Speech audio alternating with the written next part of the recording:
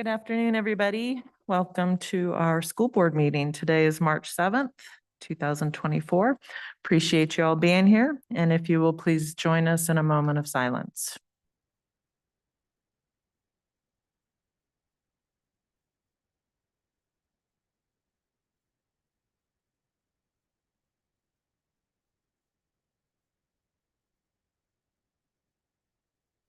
Thank you very much. And if you will now stand and join us in the Pledge of Allegiance.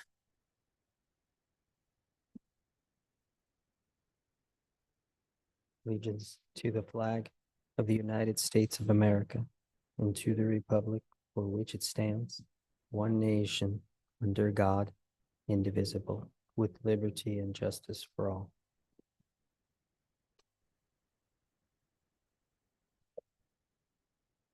Thank you. And Madam Clerk, could you please roll call for board members? Yes, Madam Chair. Ms. Burns? Present. Ms. Cooper? Here. Ms. Dooley? Here. Mr. Morse? Here. Mr. Meyer? Here. Ms. Richardson? Here. Ms. Torres? Yes. And Ms. Hebe? I'm here. Thank you so much.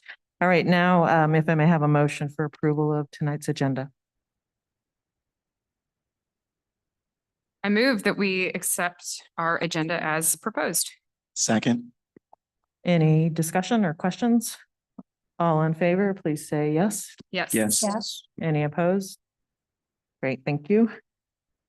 And now we will open the meeting up for comments from members of the community. We will start with those who have signed up and who are here in the media center with us. First up is Mr. Derek Hartline. Please state your address and remember you're limited to 3 minutes. Thank you.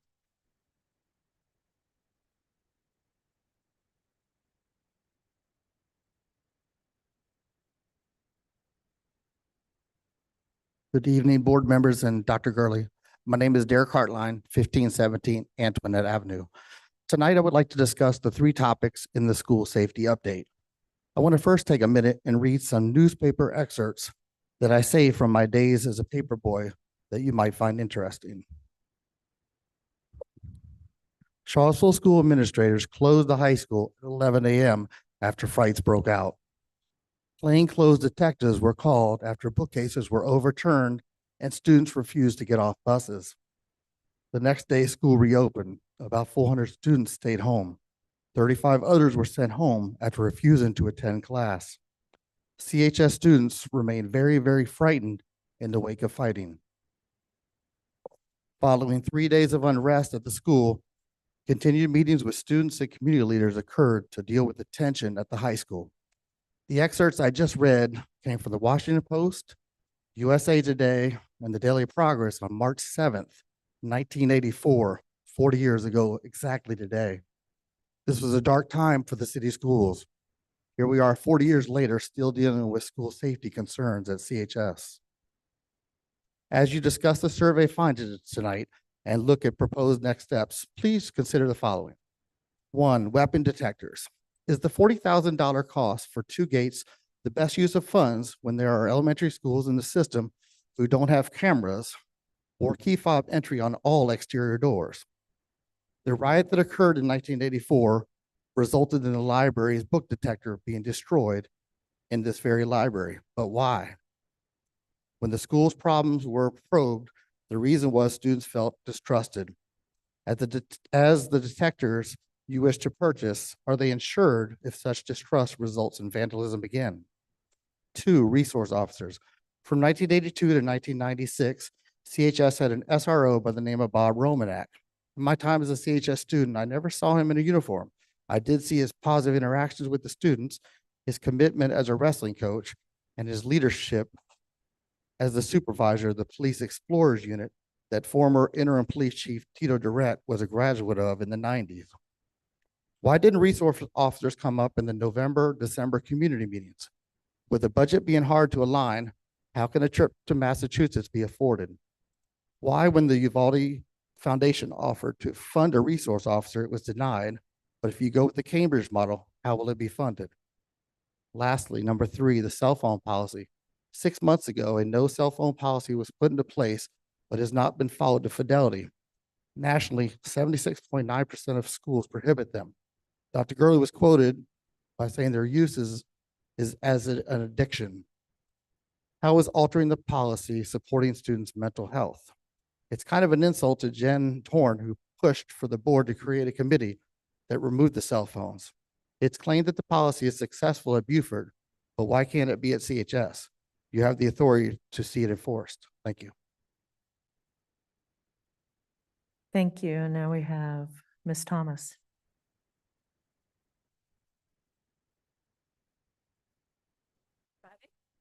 Thank you. It's good to see everyone. My name is Laura Mulligan Thomas, and I'm the former director of the Charlottesville High School Orchestra, having retired about a year and a half ago. I spent the first 6 of my 40 years in the Charlottesville City Schools teaching elementary strings in the 5th grade. In addition to teaching at CHS, I was in 4 buildings.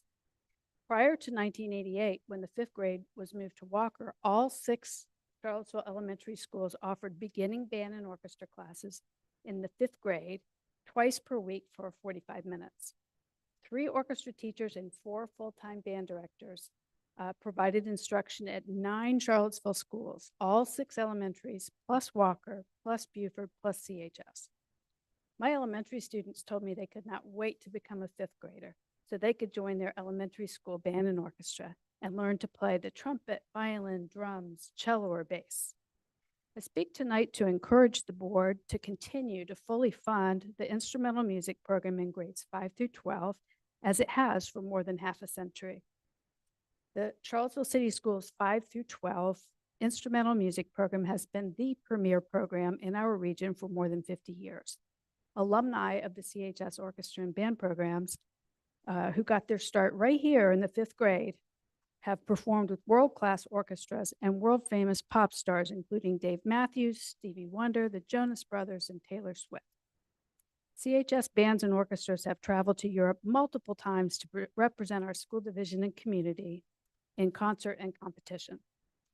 Conscious decisions at the division level and years of dedication were required to establish and sustain this level of quality. As an example of the division's continued commitment, about 5 years ago, hundreds of new instruments were purchased to ensure that every single 5th and 6th grader had access to a quality band or orchestra instrument, regardless of their family's economic circumstances.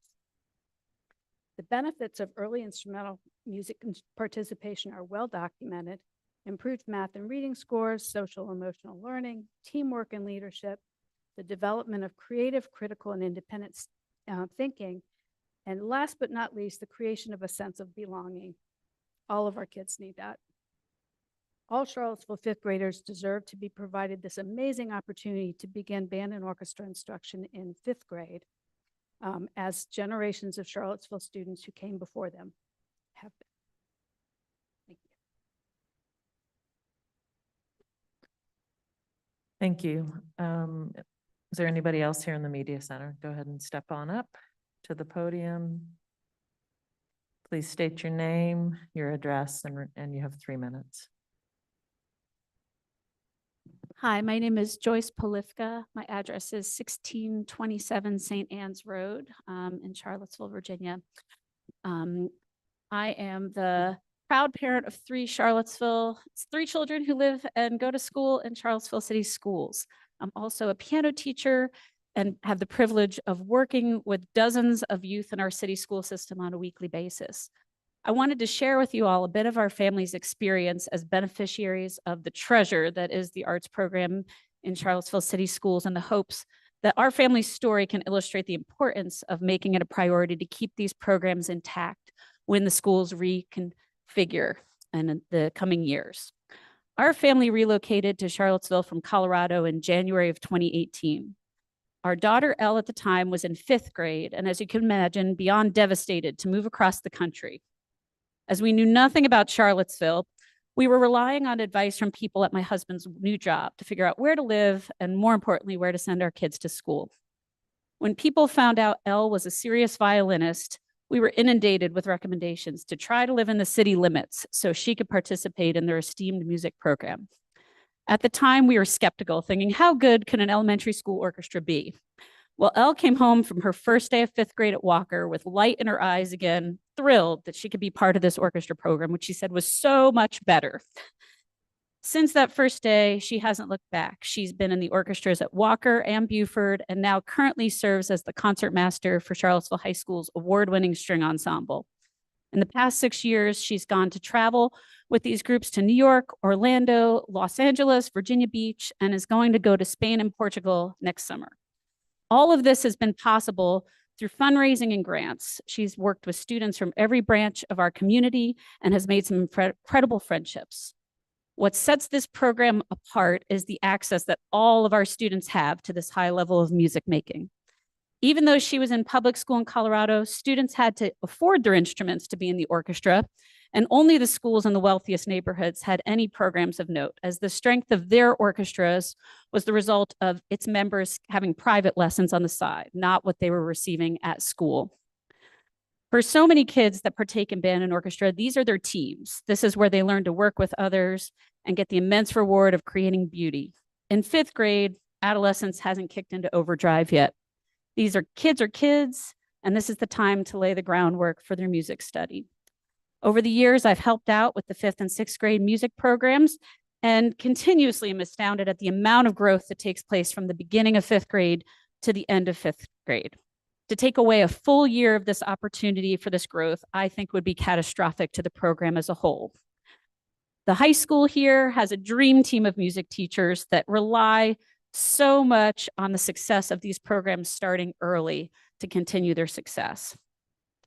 Quickly, my son Luke took a field trip to Walker yesterday. He's in 4th grade and they got to tour. He came home, all he could talk about was I'm out of time. He talked about how great it was, what orchestra is he going to be in? Is he going to be in band? What's he going to do? And then my 3rd student, Jane, is in 2nd grade at Greenbrier.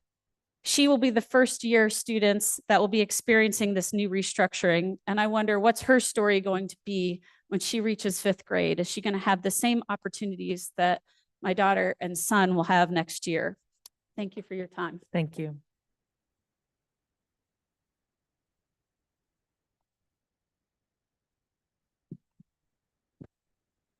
Hi, good evening.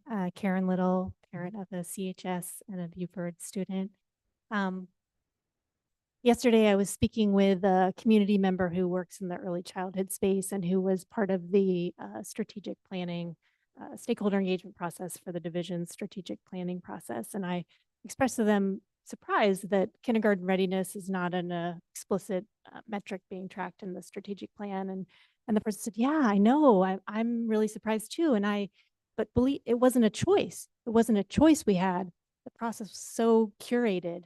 And I just walked away from that feeling like, in a way, this the safety process and the kind of fallout from the November reset has been a limited and curated choice process. And believe me, I know stakeholder engagement is hard. And I know you all want the best for our students. I come with that part for sure.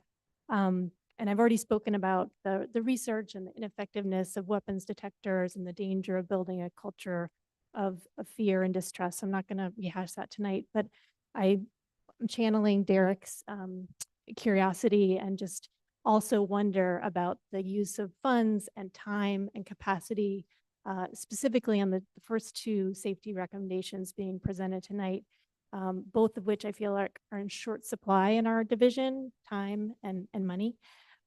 And have a few wonders as well. So I also wonder if we could allocate that money and time to hiring and supporting site-based substitutes or any of the other things that we desperately pitch to the city, and the city at this point doesn't seem like it's going to fully fund our request. I also wonder if we had been given the choice to vote for some of the other themes that were in the slides, like increased mental health support, increased counselors, restorative practices, a positive school climate initiative here at the high school.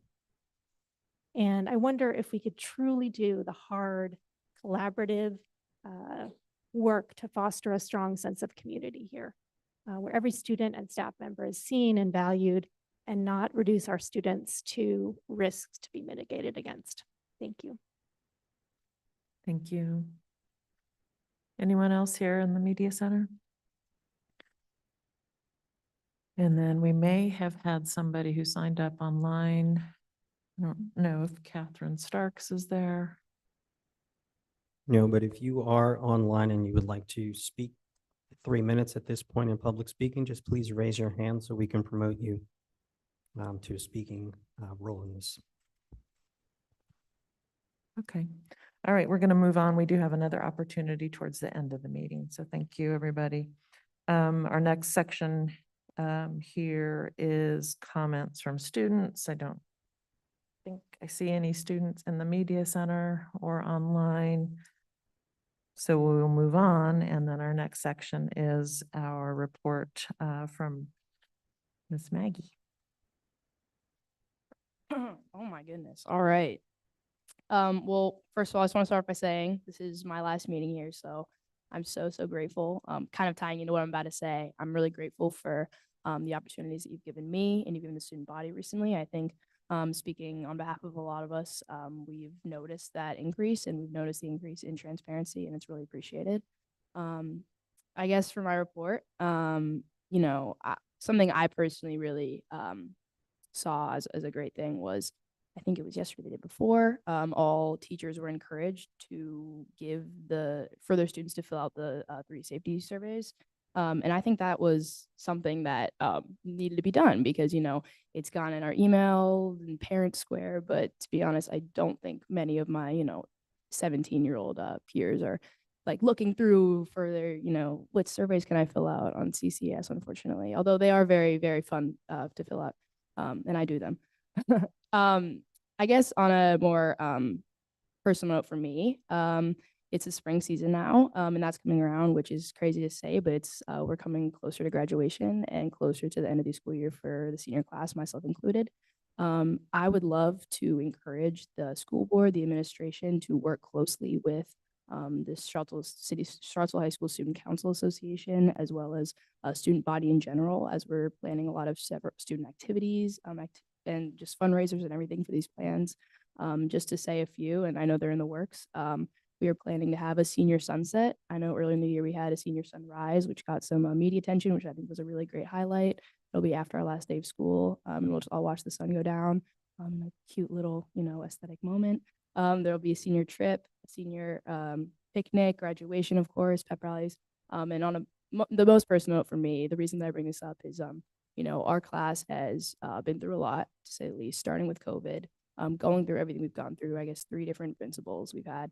For me, you know, this year was a hard one. I lost one of my teammates on the baseball team, Aiden Peters, this summer to cancer. He was one of my really great friends, and he had a great impact on this community. For me, I have tried to push for our senior gift to be a memorial in some way for Aiden, and I think that working together, we're stronger together. And I think that, you know, a lot of the seniors have these, you know, passions, these stories to tell. And I think it's really important that these activities are prioritized as we near the end of the school year, because, you know, as we've said a million times, you know, there's so many positive things at the school, and that's really what deserves to be recognized. And, you know, what the attention that, you know, we really need. So I really appreciate all that you guys are doing, and thank you. Thank you as always, and we appreciate you. Okay, moving on, we now have student and staff recognition. And that would be Ms. Rasnick.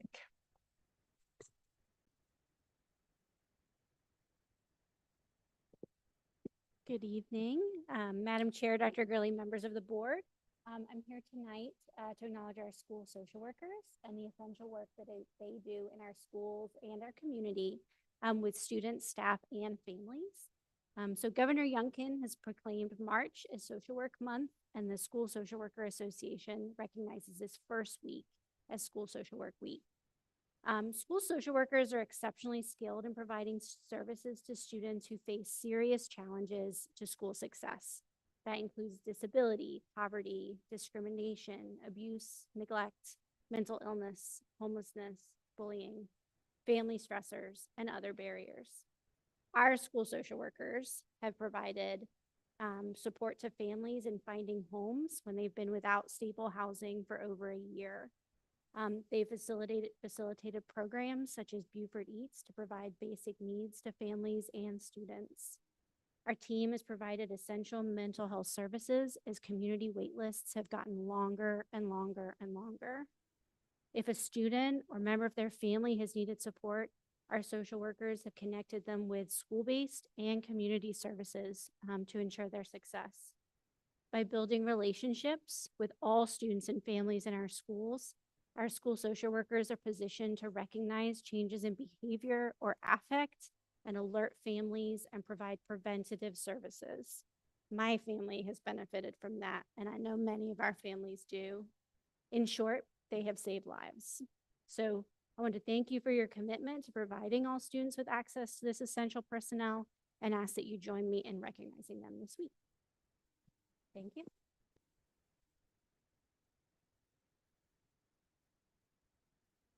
Thank you. And now if I may have a motion for adoption of our consent agenda, please. Excuse me. I move that we adopt the consent agenda as presented. I'll second. Any discussion or questions? All in favor, please say yes. Yes. Any opposed? Okay, thank you. And now we move on to items for discussion. All Dr. right, Gurley. our first item up on our agenda, we have Dr. Kim Wilkinson and Wilkinson, I'm sorry. And she will be joined by her team, I think. Yes, Dr. Chu. And they will give us an overview of an update on the lab school. Thank you both. Yes, thank you so much for this opportunity. Dean Rowley sends her regards, but she wasn't able to join us today.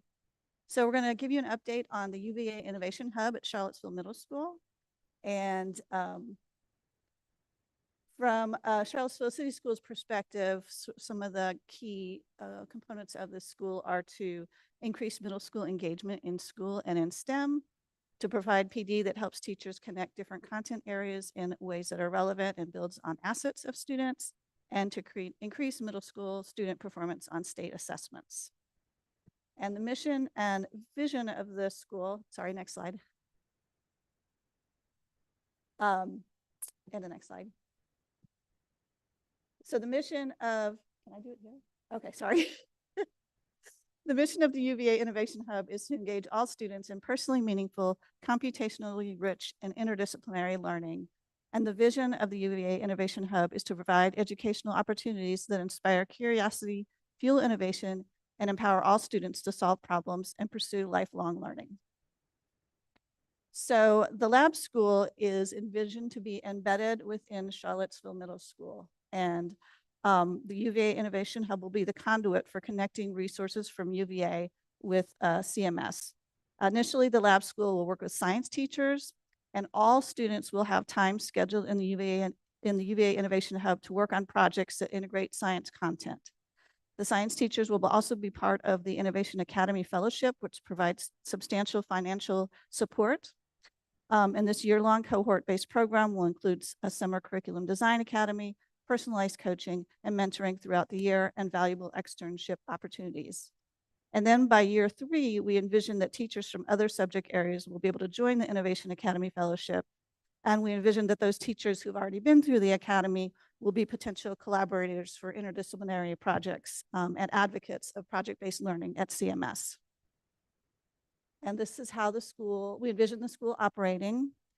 So the model is that every grade, every student in every grade will come through the Innovation Hub. We'll actually start year 1 in 7th grade, and those students will work on 2 integrated science projects. Year 2 will add on 8th grade, and those students will work on capstone projects. And then by year 3, that's when 6th grade joins CMS, and then those students will start building the skills and experience they need to work on their projects going forward. And you can see sort of what UVA is bringing to the table and what CCS is bringing to the table as far as making the Innovation Hub work. So we really have three sort of guiding principles for the Innovation Hub: to develop a community of practice, to engage all students, and to make meaningful community connections. And thanks to a lab school planning grant, we've actually been able to try out a lot of activities that are going to be the building blocks for the lab school. So for the guiding principle of developing a community of practice, we started with the Summer Curriculum Design Academy with pre and in-service teachers. And then we continue to support in-service teachers during the school year. And most recently, we modeled project-based learning projects in 7th and 8th grade science classroom. And we'll continue to iterate on this model for the Innovation Academy Fellowship experience through research and evaluation. For engaging all students, we created a computer science pathway with the Summer Star Hill Pathway Program as a way to try out projects and ideas and link that experience to the Innovation Academy, the Curriculum Design Accelerator, so that teachers can see this PBL in action. And then again, in January, we modeled PBL, the Integrated Computer Science Concepts with Science SOLs. And these are the type of projects that we envision the 6th and 7th grade students will be doing in the Innovation Hub as they gain skills they need to tackle their capstone project. And for the guiding principle of making meaningful connections, we use the Summer CS Pathway and PBL opportunities to connect with community organizations, including Willow Tree, Bird Brain Technology, C4K, UVA School of Data Science, and UVA Biomedical Engineering.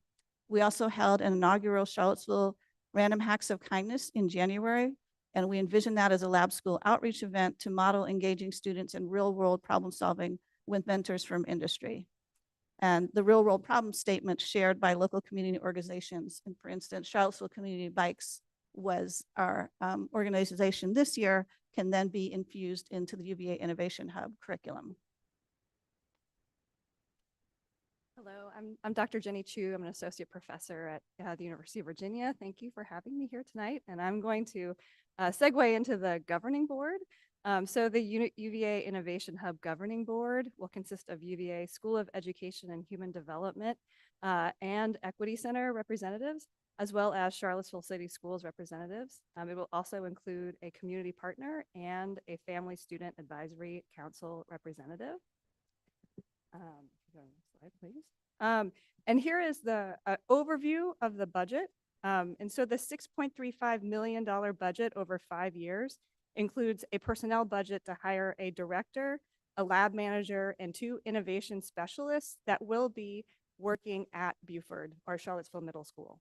The budget also includes the Innovation Academy Fellowship incentives for 6 educators taking part in this, and professional learning experiences and materials to support student project creation. And so even though this funding is coming to UVA, the vast majority of it is going directly into Charlottesville Middle School.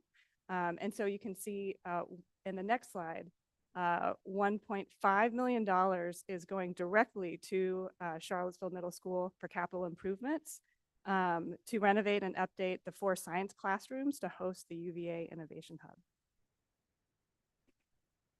And for sustainability, we have plans to engage community stakeholders. We're going to partner with UVA's EHD Foundation for development efforts and secure additional research funding to augment this effort. So thank you very much, and we are open for questions. One of the things you may want to share on Monday, the approval process, just to bring the board up to speed with that. Sure. So we are now going through the VDOE approval process. We submitted the application in November. We had our first review with the Lab School Standing Committee in January. Yeah, sorry. And then we got past that, and the application went up for public comment.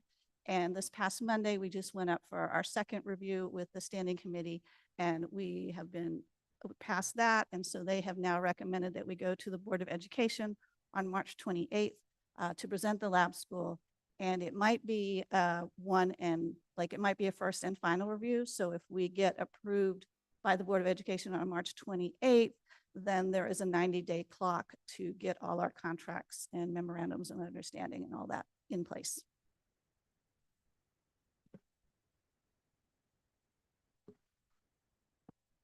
Board members, any questions? Mr. Meyer?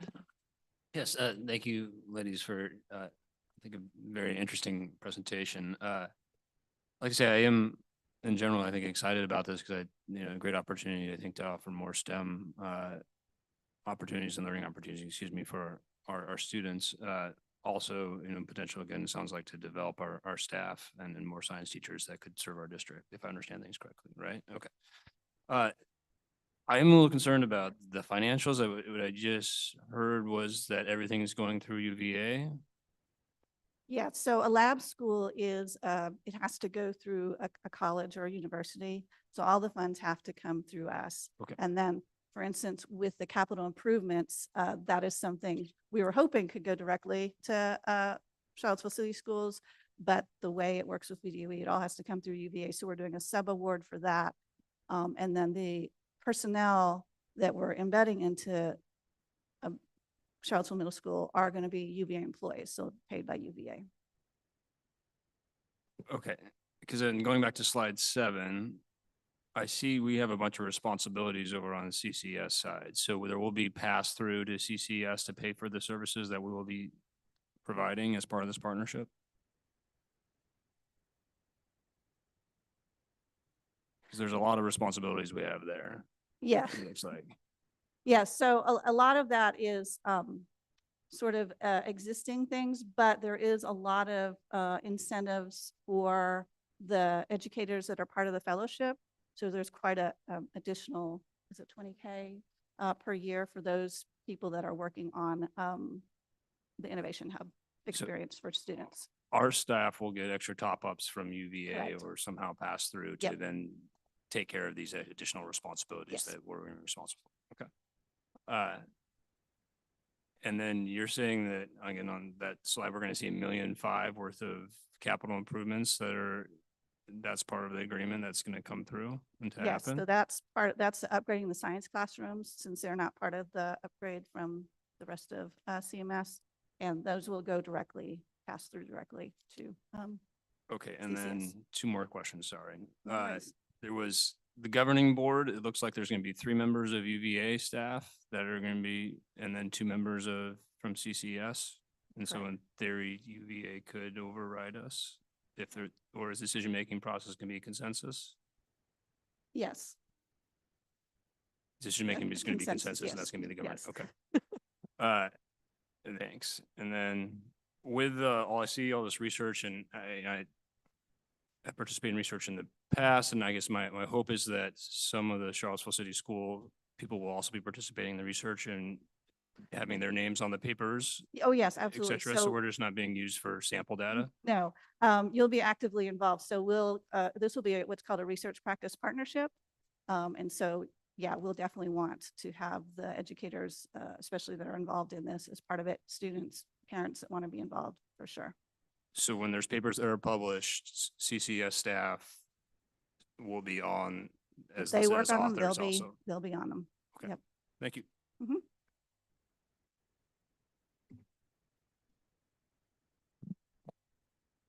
Sorry, I have a couple questions, but struggling with my voice a little bit today. In regards to the first year, we have slated for 2 integrated projects.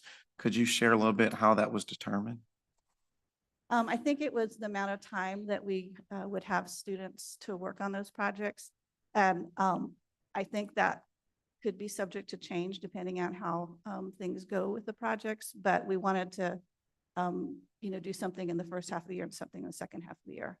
Okay. And we also, because this will be the first time, especially with 7th grade, that we're kind of doing this, there'll be some amount of just prepping for, the tools and the skills and that kind of stuff. Gotcha. So I think it's our best guess right now. In terms of skill building, that also relates to my question, year 3, I'm assuming that's going to be a little bit informed by what you see in year 1 and 2. Exactly. But what do you expect to see at this moment in terms of what skills are going to be built or what tools will they be using? Well, I can give you, for example, the projects that we did in January involve robotics. Mhm. And so it was getting them hands-on with some robotics tools. And the goal was to take some computer science standards and some science standards and find how we could integrate them. So for instance, the 7th grade project was a biobot project. It was taking animal adaptations, thank you, and mimicking them in robotics and how that's actually done in the real world. So it's a combination of figuring out the right SOLs and to combine, and then figuring out the right tools to do it. So it could be robotics, it could be a coding project, it could be lots of different things. Awesome, awesome. Sounds great. I have one more question, maybe, I guess a question, maybe you just enlighten me a little bit. In terms of the capital improvements, there's $200,000 for soundboards and enhancing acoustics. And I'm just, maybe you can enlighten me just a little bit more. For me, it feels counterintuitive to when we're saying we want to do projects, and being $80,000 more than tech updates. I don't know. Right. So having been in those spaces now, I was also, you know, wondering about those, how we're dividing it up. But having been in those spaces now, you know, it can get very loud and chaotic when you're doing project-based learning. And we definitely experienced that. So this is something I think the teachers actually asked for. And so we felt that that was important to, you know, do something that they thought they needed in the classroom. And now having been through it, I think we agree. Okay. And then the numbers, I mean, these are numbers we got from city staff. So Gotcha. Okay. I know the fantastic work that both of you have done, and I'm greatly appreciative that you're working through this with us. I guess me personally, I just see clearer lectures. And so my project brain goes, whoa, whoa, whoa, back off the lectures. Let's do the projects. So awesome. Thank you.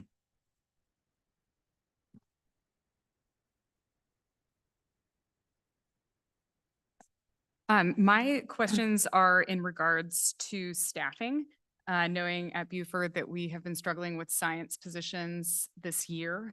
I think we still have 2 vacancies.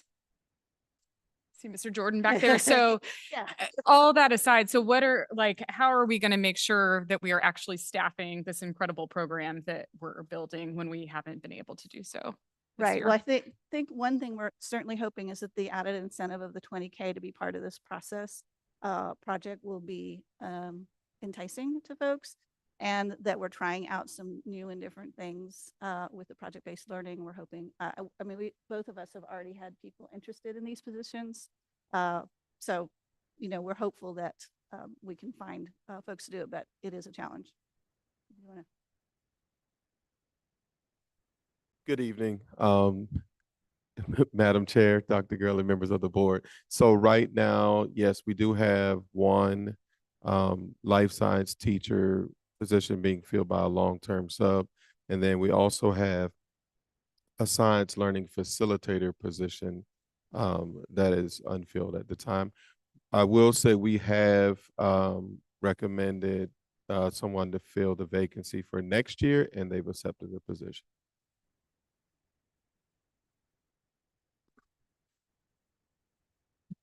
Ms. Richardson, any questions? No? Ms. Heafy? Thank you. This is really exciting. I mean, I wish I could go back to school and take science over and participate. My other comment was it was very fun to hear CMS be said as know. the name. It took me a second to catch up with that, but I love it. And I also want to make sure that you all know that Dr. Tanya Coffey, I think I see her back there. She's been very instrumental on the Charlottesville City School side. I take no credit. Dr. Odie takes no credit. I mean, she's been our labor of love on this side. So she's been working very hard to do this lift on our behalf. So I do appreciate her, and I want you all to know that that's who's doing the work on our end. Yeah, and I would just echo that this would not be possible without this wonderful partnership that we have with CCS. So we really appreciate it. No, we appreciate everything that you're bringing to the community and for our students. So thank you very much. Quick question. There's something else that was unique about this proposal, wasn't there? I mean, were we the only middle school? We're the Please only speak to that. We're also the only whole school. So it was very important from the very beginning that this impacted all students. It wasn't some separate thing that was just for a few. So that is unique. And in fact, for a while, they were like, is that a lab school? And then they decided it was. Yes. So, I mean, maybe you just said this, but So all the other models, it was taking kids out of the school for the program, whereas we are bringing this into the school. So I think that is so important for this community to hear. I mean, that's just wonderful. So thank you for that. Mr. Morris, did you have another question? No? And then I didn't know if you mentioned positions, Ms. Dooley, that if this can be used or worked at all as far as marketing for some of these positions, if we can just elevate this wonderful opportunity when we are listing those FTEs might be something we could consider. So thank you both very much. All right. Next we have Miss Fitzgerald. I think I see her peeking over the bookshelf back there. She's up with our career and technical education local plan for the 24-25 school year.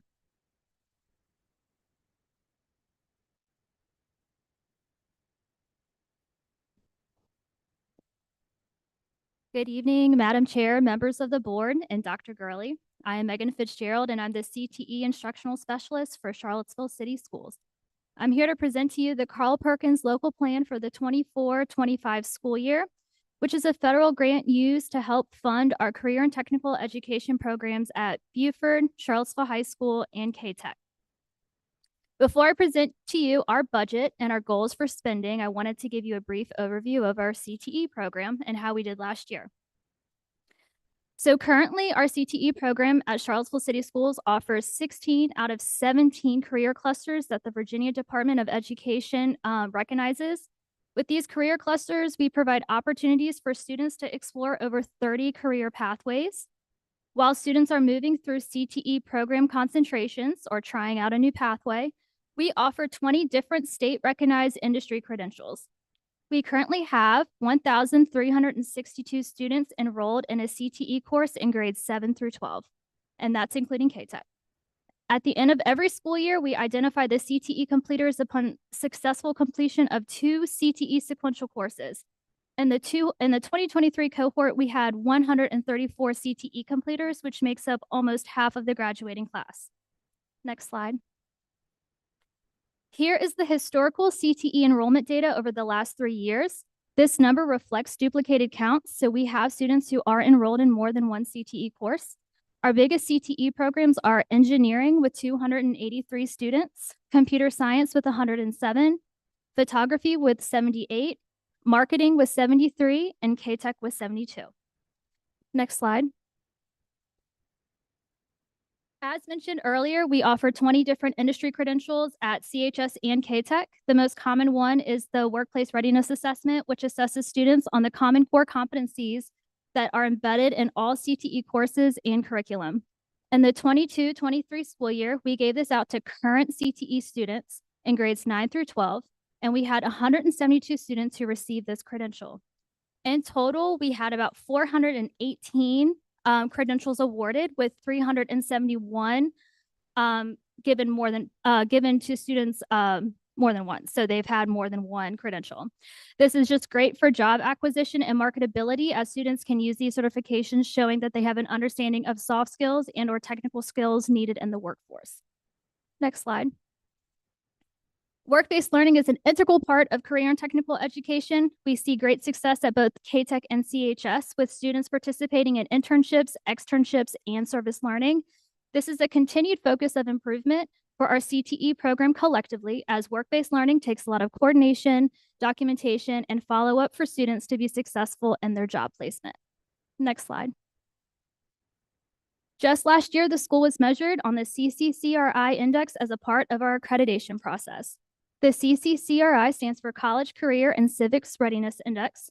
This measures the unduplicated count of students in the on-time graduation cohort who meet at least one of the 5 criteria: passing at least one AP, DE, or IB course and receiving credit, being a CTE completer with a passing industry credential, successful completion of a work-based learning experience, successful completion of a service learning project, or taking 3 JROTC courses with a passing industry credential.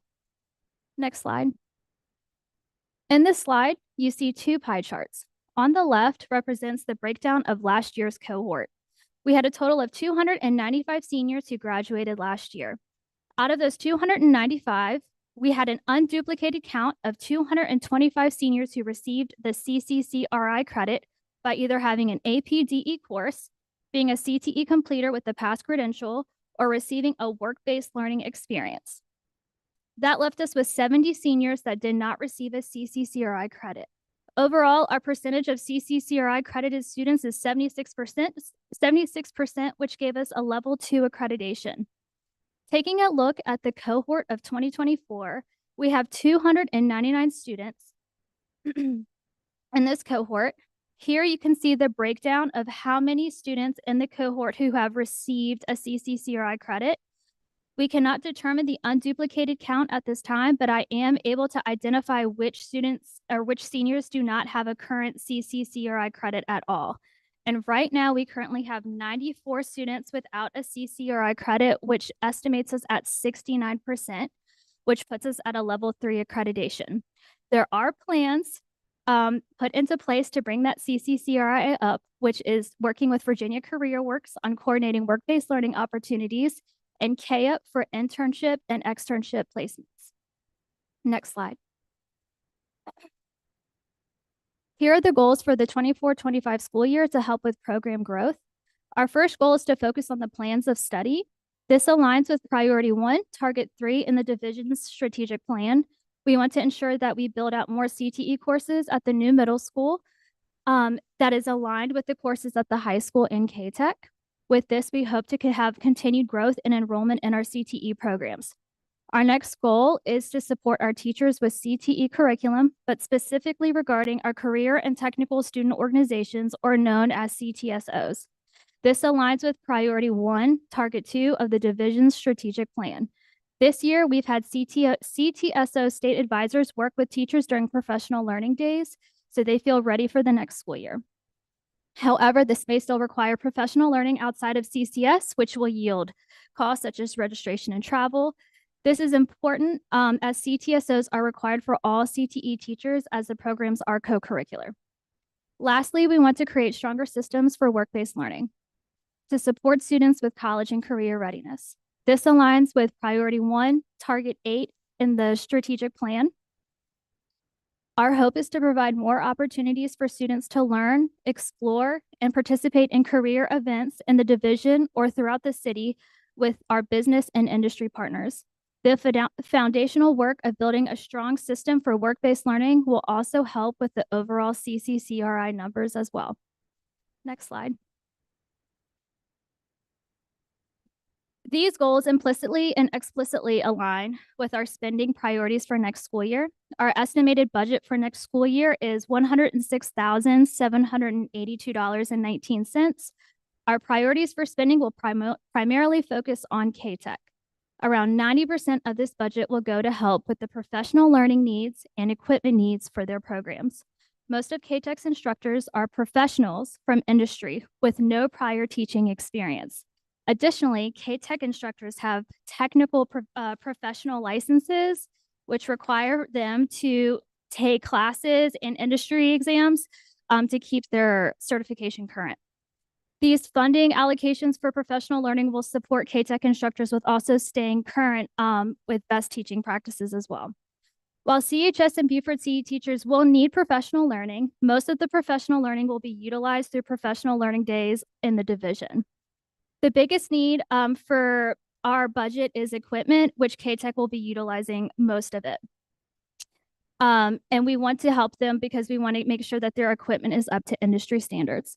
Buford and CHS teachers are all equipped with recently refreshed lab spaces and equipment. So for the next school year, the local budget can sustain the majority of the equipment needs for both middle and high school teachers. This concludes my presentation, and I am happy to answer any questions you may have at this time. Ms. Richardson, you have any questions? Ms. Dooley? Ms. Cooper? Mr. Morse? Or should we come back to you? Mr. Meyer?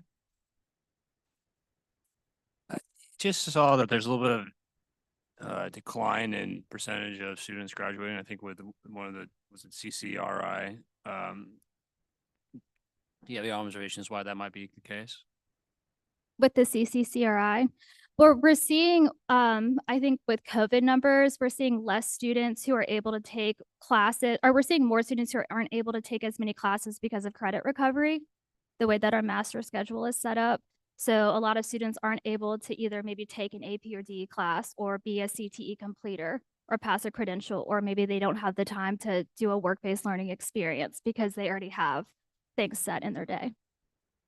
And then just in general, our CT enrollment as student demand for the classes, et cetera, and we're seeing participation in the classes is staying high or where we want it to be. Yeah, it is staying high. And right now we're in the middle of academic advising. I mean, just last year we had to kind of shift around with master scheduling with because we have so many kids who want to take our classes. So we're seeing actually an overflow of like, where can we put our kids? So we are seeing really great numbers, which is great. Actually, I'll be pretty quick. I guess my first question is, could you just maybe do a quick summary of how like work-based learning is recorded?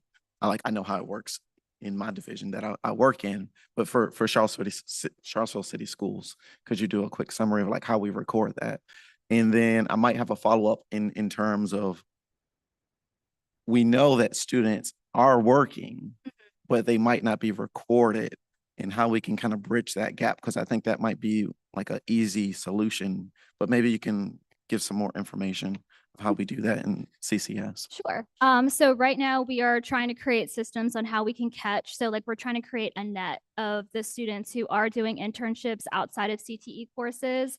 And so what does that system look like so that we make sure that we document all of those kids who are doing internships or externships maybe over the summer, over winter break, or outside of a CTE course, because it is best practice to make sure that those are being embedded in our CTE courses. But as far as documenting and capturing that, I am identifying, or teachers are identifying, or counselors are identifying which students are actually participating in a work-based learning experience, and I make sure that the proper paperwork is being used and tracked and recorded. And then I collect the paperwork, and then I document all the paperwork at the end, and then we document it in Power School with Ann Skipper. So we become best friends in the summer with all of the documentation that we have to do. Would there be an opportunity to engage some nonprofits on like helping to assist to assist with tracking some work-based learning? What comes to mind immediately for me is C4K, because I know they have an extensive mentorship program. I'm currently working with Abundant Life, and I know that we have a V-Trades program. If I'm not mistaken, City of Promise, some of their programs would align with what we're seeing for work-based learning and some of the requirements.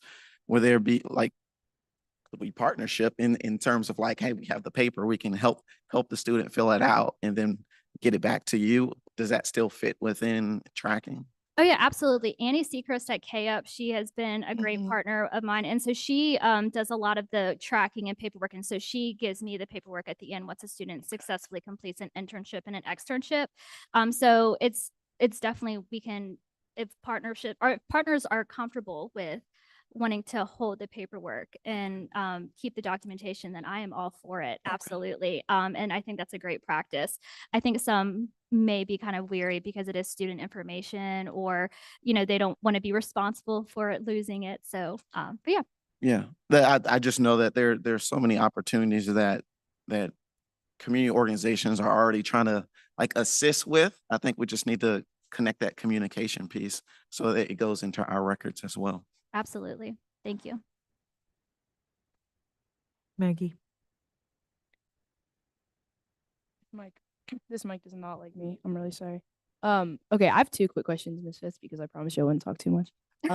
But the first one is, I noticed in like the CCCRI, it says you can meet the 3 JROTC courses plus credential, but I'm just maybe I'm just missing. I don't know what JROTC programs we have. We don't offer JROTC. It's just it is just a VOE definition. So Gotcha. I just put it I on gotcha. there for the board, the members of the board to know. Okay. And then my second question might be like pushing it a little bit. But I guess I was just wondering, I noticed that in like the CTE enrollment, the engineering and computer science are the two, I think, yeah, the two highest, like most popular ones. I guess my question is, as we move forward, like, are there any measures being taken to like increase diversity and like inclusion and equity within these programs? Just because I know from a lot of my friends who are in these and some like own experience that I know that there's a strict demographic that the engineering department, I mean, look at it, it's amazing.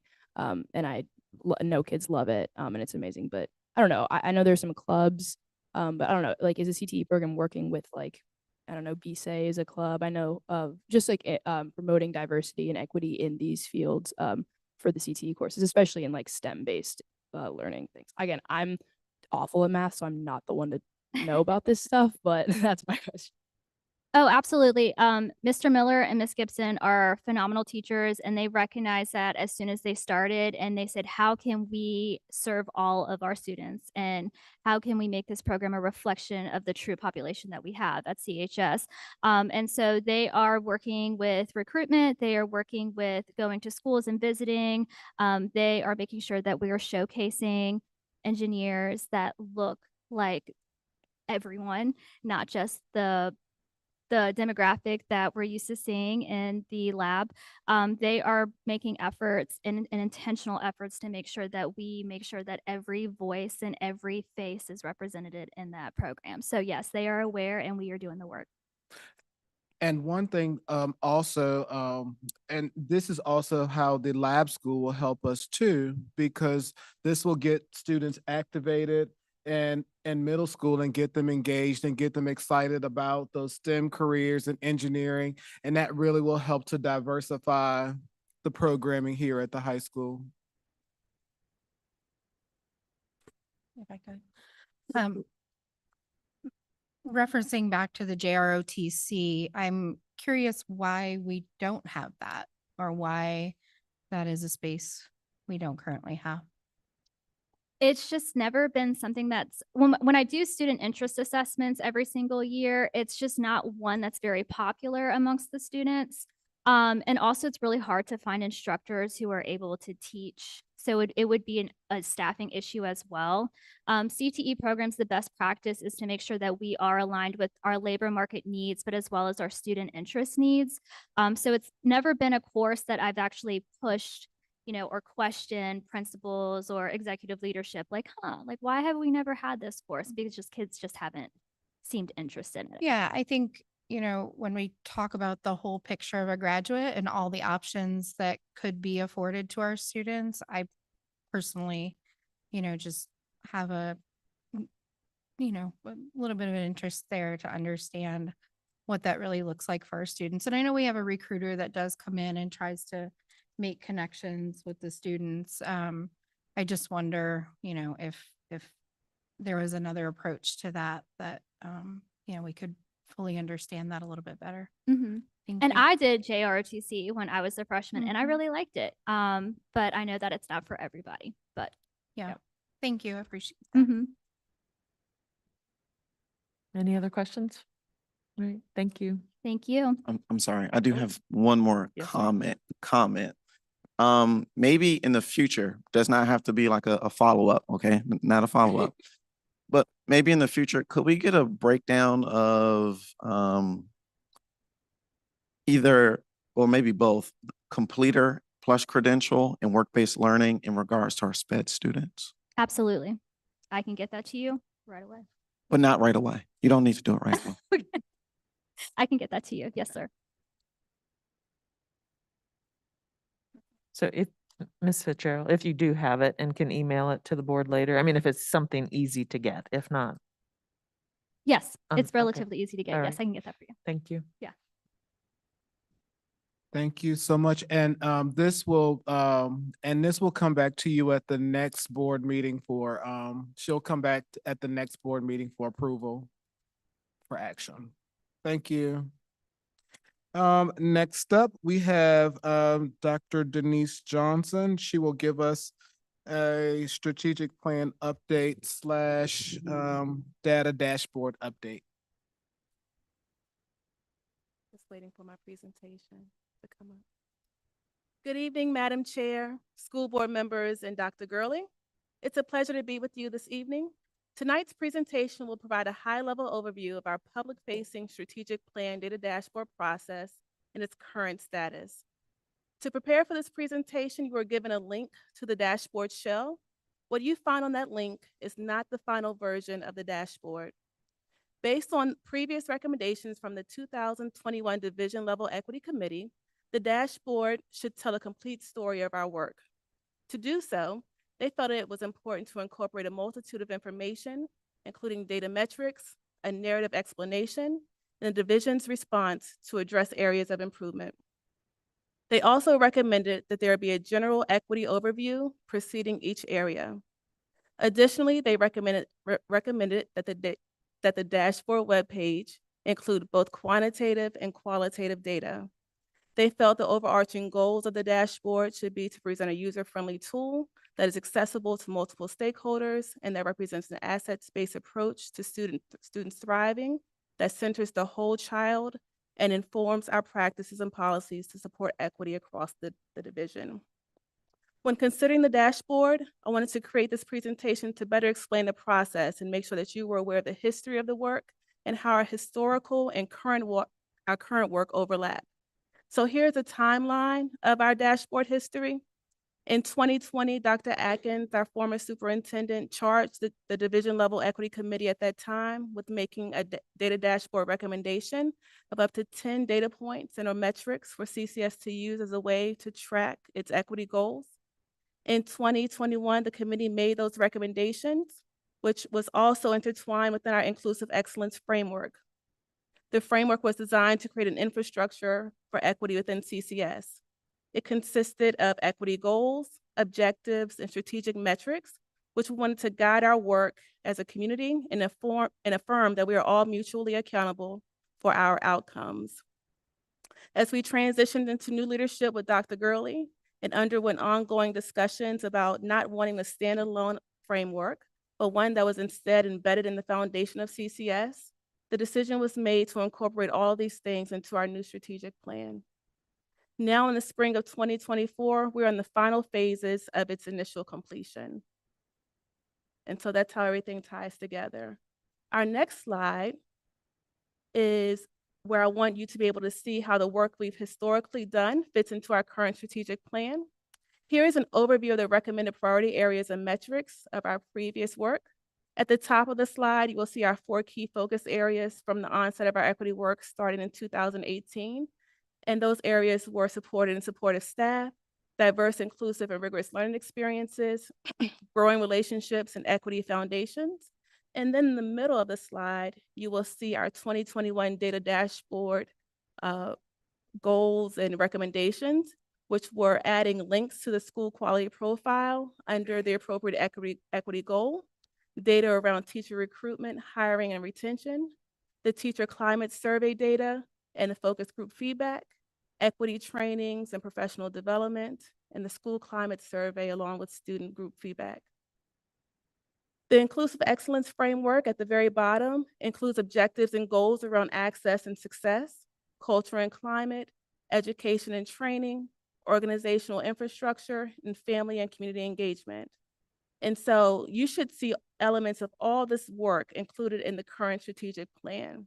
When we were meeting as a group, we were very intentional about incorporating this information into our strategic plan. And so, as you know, our current strategic plan has 4 priority areas and targets within those areas. And so this slide shows those 4 priority areas, and at the bottom, we have those targets.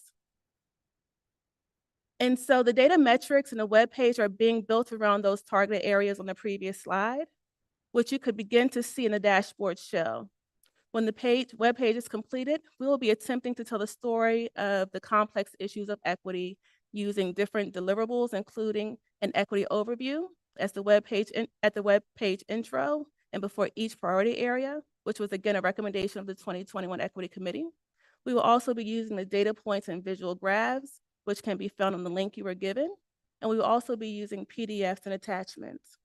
An example of this would be our professional learning day catalogs for our professional learning targets and links to additional websites, including the school quality profile and the governor's scorecard on nutrition and physical activity where appropriate. And so our next steps will be to gather the final feedback on the visualization of this webpage, which we're hoping you will take the opportunity to offer this evening. We will take the next several weeks to ensure that the targets where we want to have actual graphs and charts are included in the dashboard shell. And together, the technology department, communications specialist, and director of assessment and accountability will build out the webpage and hope that all of it is completed by the end of the school year, May 31st. And so I certainly hope that you found this presentation helpful. I will now pause for discussion and also invite our Director of Technology to the podium just in case you have some technology-related questions that he can assist with.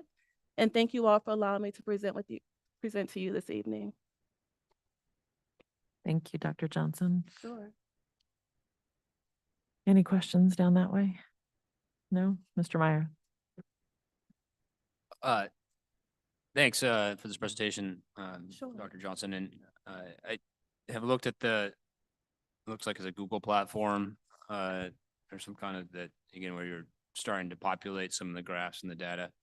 I appreciate that. Who, from a staffing perspective, is going to continue to kind of, I like that we develop tools like this, but it requires someone to put in the data Right. also. So is that going to fall under your office and your responsibilities, or I guess who in the staff, or Dr. Burley, who in the staff's going to be responsible for keeping this updated? Mr. Cuomo's easing his way down here because it will be staffed in his office. It will still be a team effort in combination with the people named, but Mr. Cuomo's department will take the lead on it. Yeah, we have great data people on my team, but the data will come from places like Carolyn Swift and sources that we're already using. So it wouldn't be like an overhaul lift. We'd be just using the existing data that we're determining and putting it in this in these public facing graphs. Okay, so there's kind of like some visualization work basically then, but in theory, it's just pulling data from different data sets we already have. And then you're imagining updating this every 6 months, 3 months. I mean, obviously each metric or each thing might be a little bit different, but Yeah, I think the goal is annually, but I think as we get this relevant data, the point of this is to be a living ecosystem that we're constantly looking at. So I think as data becomes available, it's going to be an intentionality thing where we take that and an update thing so people can continue to see the most relevant picture of the data that we're presenting. thank you. Ms. Burns? Mr. Morse? Maggie, I didn't mean to miss you down there. Ms. Cooper? No questions. Ms. Dooley? Ms. Richardson? Any comments, questions? Thank you. So I know this is a long time coming. A lot of work, a lot of years, a lot of stakeholders. I mean, sat at tables and gave some great feedback to you and your team, and you guys have done a lot of great work. So I'm really excited that that the equity dashboard, I know that we started talking about the dashboard for the strategic plan, but that we're going to be able to integrate them both. That's the goal. Yeah, so I'm really excited to see the final product. I mean, what do you need from us? The only thing I need is if you have any feedback on what you like the visual product to look like, or you have some ideas of what you imagine the dashboard to look like when you pull it up, just go ahead and share that with me at your convenience, and we'll continue to work hard and try to keep you in the loop of where we are. I know we had some preliminary kind of ideas. I'd have to go back and pull notes, but I'd love, maybe I'll reach out to you and stop by sometime or make an appointment if I may. Anybody New else? thing that came up just like as the feedback when there are all of the acronyms that exist in our work, having, I don't know if there's a glossary or something that's linked there, like a link within the map graphs that take parents to understand what that means. CCRI would mean, all those Yeah, things. CC, how many C's are in that CCCRI? CCRI. So just, I think we're used to a lot of the terminology, but looking at it through, a layperson's eyes. Perfect. Any other thoughts? So will we have an opportunity, so May 31st, but to see like a rough draft so that or do we just kind of keep checking in and then can give you feedback along the Sure, way? I'll work with Mr. Cuomo to see if we can have an internal link so you all can follow along with the progress. Sure. Okay, that would be great. I mean, the only thought that I have that I think is probably more related to the strategic plan was wanting to make sure that we really anchor the base metric, the starting point. So from the new strategic plan, when we're looking at goals and targets and whether we're meeting those, that remains fixed as we roll and update from year to year. I don't know, or to talk about that, I think. Right. I want to make sure we get the visualization together. I think the initial idea was to have every year for the next 5 years of the plan and just have our starting point be 2022 or 23 and then grow from there. But if that's different than what you're thinking, let's talk about it. Okay, let's talk. Yeah, thank you. Okay, sure. Anything else, anybody? Okay, I'm Thank you. excited. I'm excited. Thank you. Yep. And I do want to thank Dr. Johnson and Ms. Chuck because this strategic plan work was a heavy lift for them, and they engaged so many people in this process throughout our community and staff. And so this is really Charlottesville this is our community strategic plan for the people by the people. All right. Excuse me, and there's an intersection between the community who was involved in the strategic plan and the equity committee. I mean, there was a Yes. lot of just wonderful people who showed up and put in a lot of time. So it's pretty exciting to see this all come together. So thank you again. All right, next up, we get to talk about something great. The middle school project. Good evening, Madam Chair, members of the board, Dr. Gurley, I'm sorry. Long week. I'm really happy to talk to you all about the middle school update. This first image is a view from the job camera on a sunny day, which has been a little more rare lately, but it's a great image. And you can see, you may recall, those of you who've been following this for a long time, the concept of building in the bowl. Well, this is what building in the bowl looks like. That sloped area that used to go down to the gym building.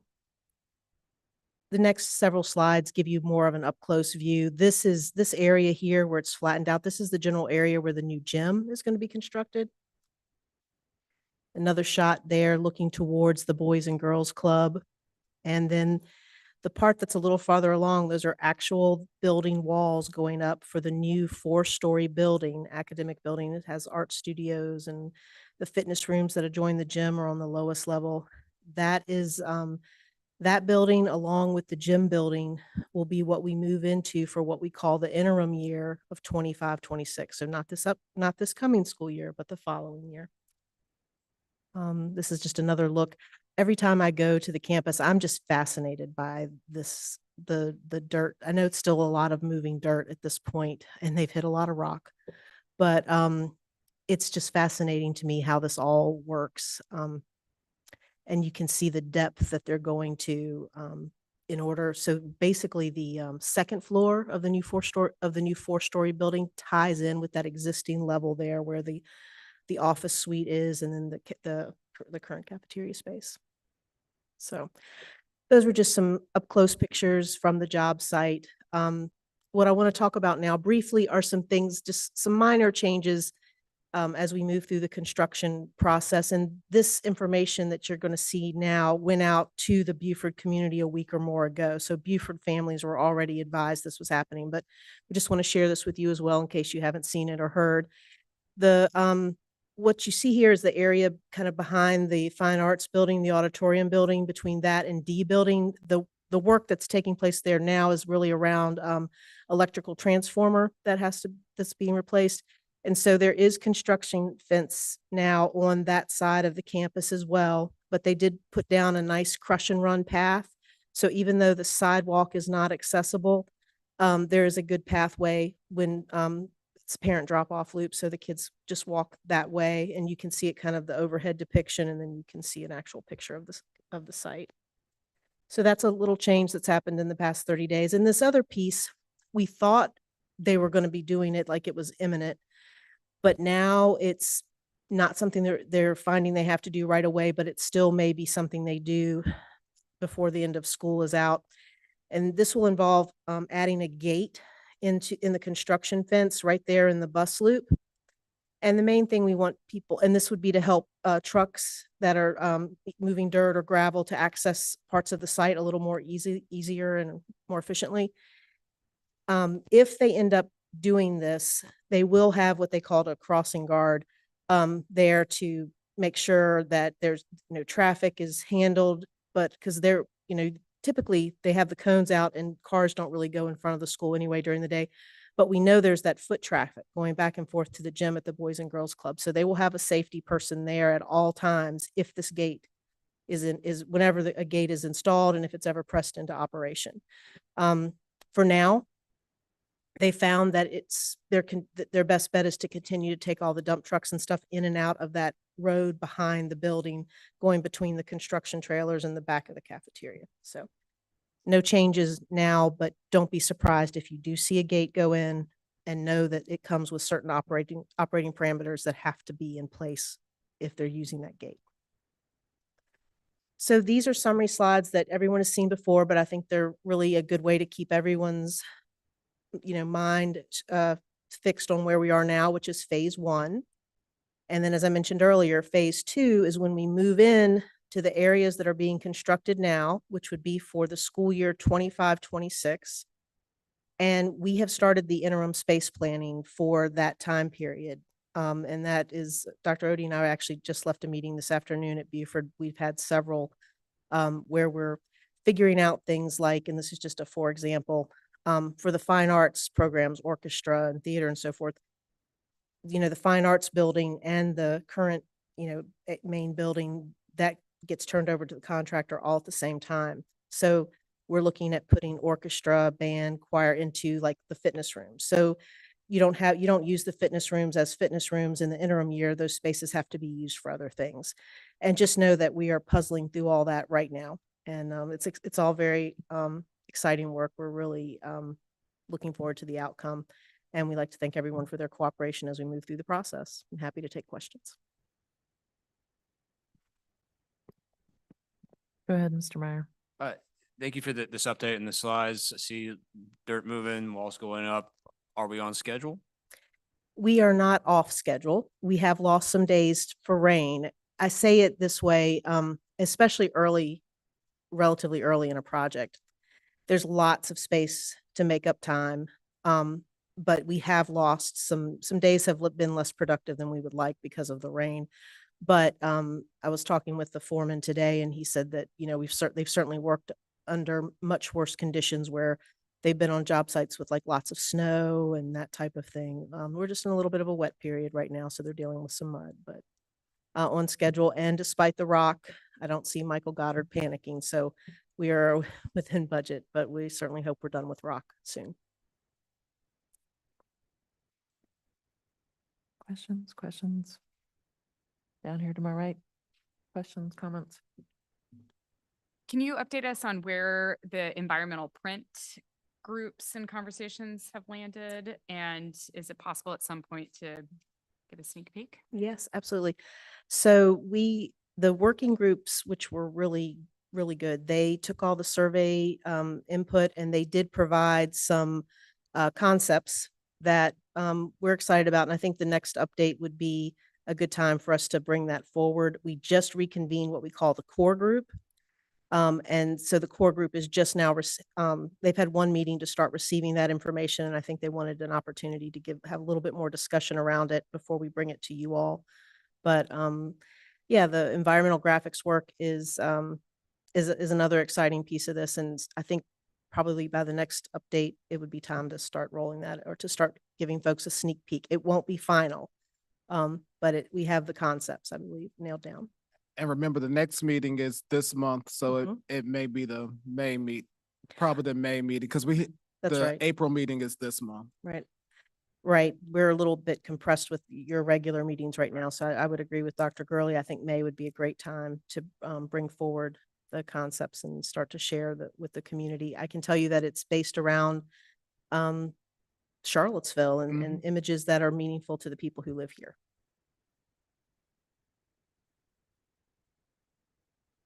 Ms. Richardson, any comments, questions? All right, thank you. All right, next up, we will have Ms. Powell, and she's going to give us a safety update. And I just want to make sure that I preface by saying, before she gets started, that it was acknowledged by Maggie earlier that we uploaded a presentation on Friday, but we did re-upload another presentation just with a few added slides and more data because we wanted another push to ensure that we had our students' voices reflected. And so you'll see that in this presentation, in the updated presentation. Thank you, Dr. Gurley. So this presentation is a follow-on or continuation of the discussion from your February meeting, where we have been examining 3 different areas for improving or continuing to refine our safety model. So we've done a big push to get feedback in the area of weapons detection, resource officers, and the cell phone policy. So the stakeholders, of course, we are focused on trying to get input from staff, families, students, and also just the survey was open to the general community as well. Beth Chuck can't be with us this evening, but she did her usual yeoman's work pushing the survey through all these different channels. And as Dr. Gurley mentioned, we did a special push on Monday again to get more student voice in the survey results. The icon on the right is what is still on the homepage of the website, but it's been featured there since your February meeting, soon after the survey was launched.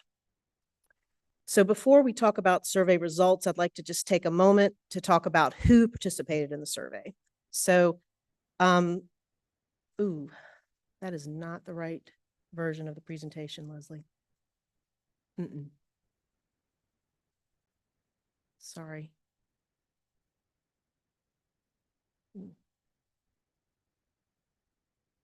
It's I'm sorry, the date's at the end. It'll say March. That's it, right there.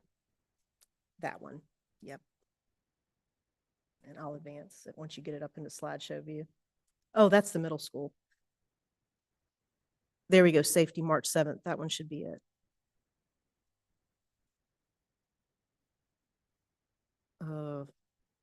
I can reshare it because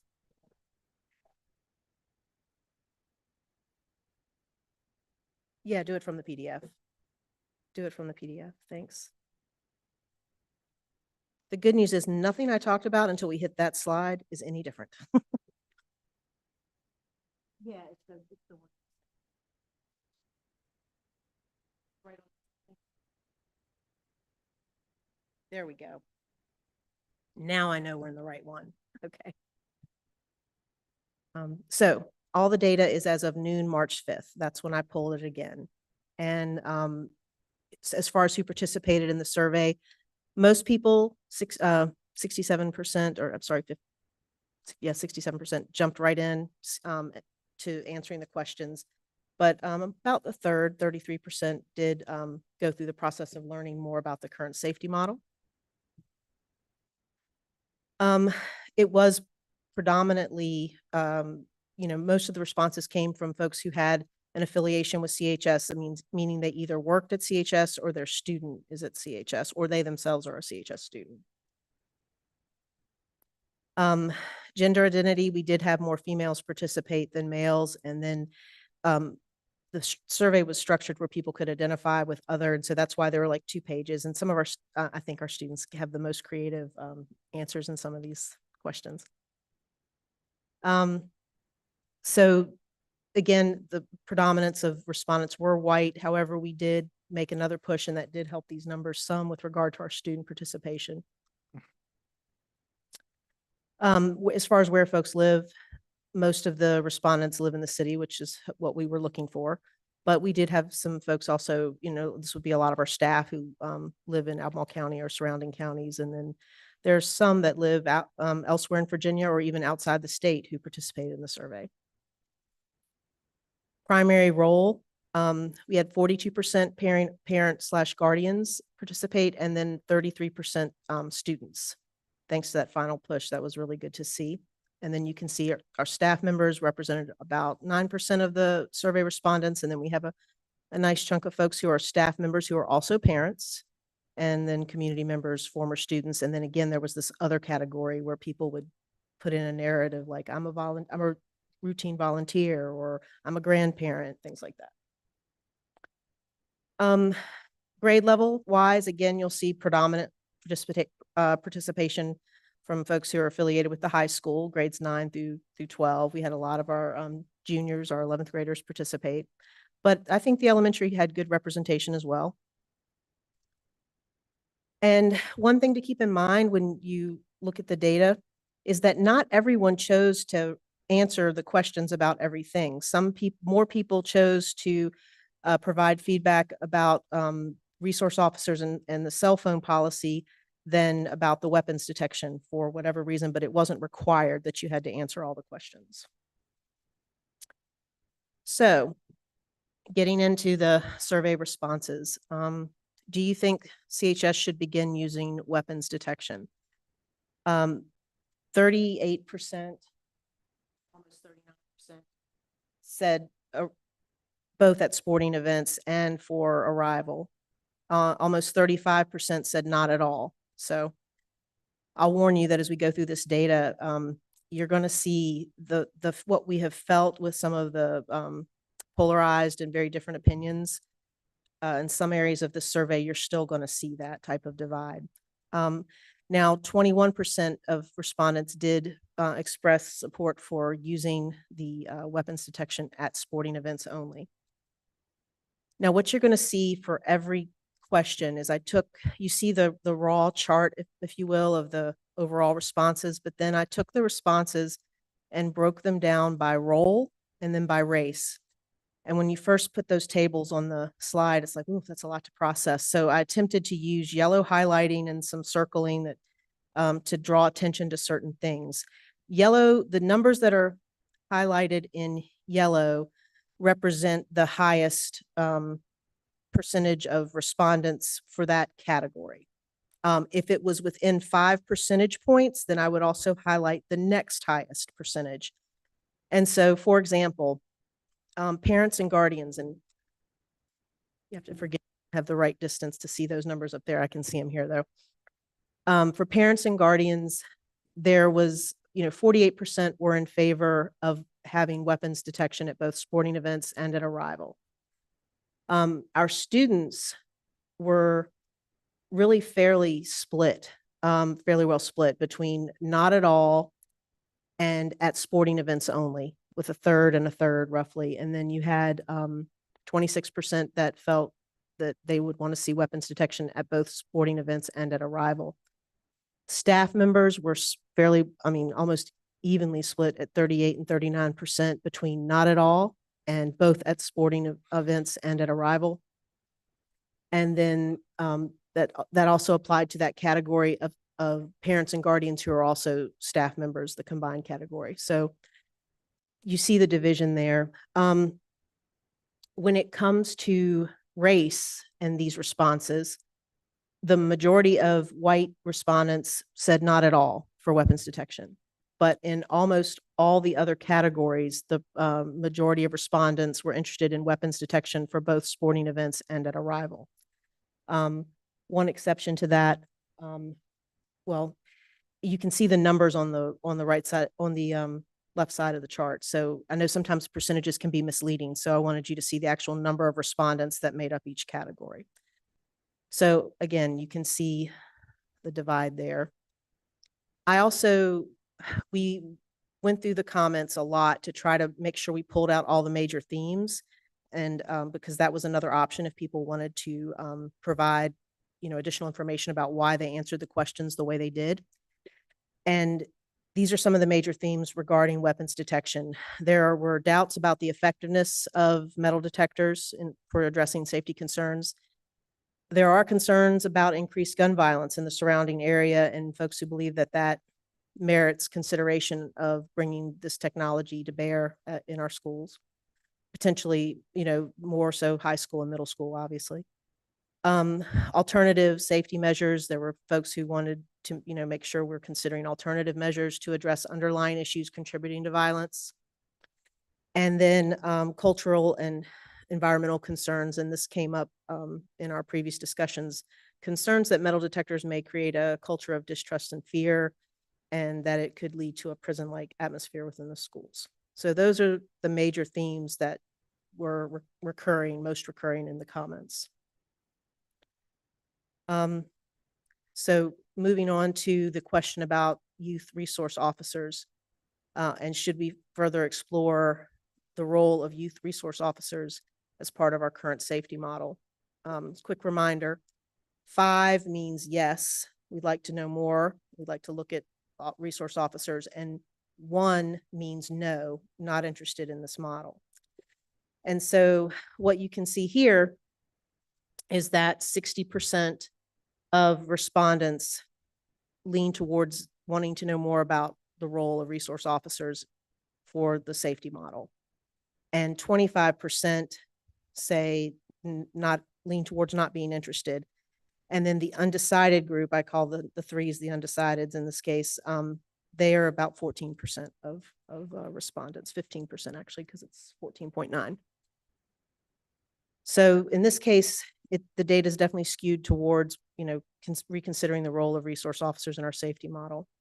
On this chart, again, I took the data and broke it down by how did the responses come in by role and how did the responses come in by race. And by role, what I want to point out is that the groups that are circled, which are parents and guardians, students, staff members who are also parents or guardians, in every one of those categories, it was predominant responses that favor reevaluating how officers are involved in our safety model. The areas where the answers were no, we're not interested in reevaluating the role of officers in our model, those were more community members and people who identified as former students. And then when it comes to race and this question, you can see that there was a pretty strong leaning towards yes, re-examine the role of officers in the safety model. Even with the Black or African American group, there are 2 responses highlighted because the 29% and the 24% are within 5 percentage points of each other. And the 24% was kind of in the middle, undecided. So, and that data is fairly consistent with what we saw back when the original committee did its work back in 2020. If you look back at the work of that committee, you would see the same types of things in that data. So what were the themes that came out around this question? From supporters, there was support for students. There was reasons to re-examine the role of resource officers in our safety model is that they can be a support for students when they do become involved in the legal system. And that's in addition to providing daily safety support. There was an emphasis in the need and the benefits for the specialized training that resource officers receive in order to effectively engage with students both in school and in the community. There were mixed feelings about armed officers. Some see value in having armed officers for daily safety, but others prefer that if we had officers here that they don't carry guns or wear the full, police patrol uniform. There were a lot of comments about positive experiences with resource officers from the past and highlighting their role as going way beyond just preventing fights. There was, along those same lines, there were comments about mentorship and then just comments that people viewed them as essential part of the school safety model. From those who oppose reconsidering officer involvement in our safety model or different officer involvement in our safety model, there was concern about perpetuating the school to prison pipeline and exacerbating discipline disparities. There were suggestions, again, look at alternative approaches. There was a distrust for police presence. There was questioning the necessity and cost effectiveness of it. And then as some people felt they were essential, others think they're unnecessary or even detrimental. So now moving into the third question, which was, should CHS students be allowed to use phones between classes and at lunch, or should the phones truly be off and away all day?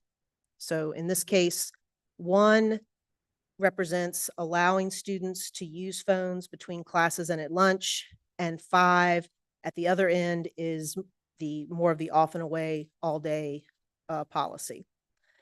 So you can see here that, kind of like with the resource officers, there's a clear skew in the data towards the allow students to use phones between classes and at lunch, with 58% of respondents leaning that way, as opposed to 32% of respondents indicating that they favor a true off and away all day approach, and about 10% in the middle undecided on this question.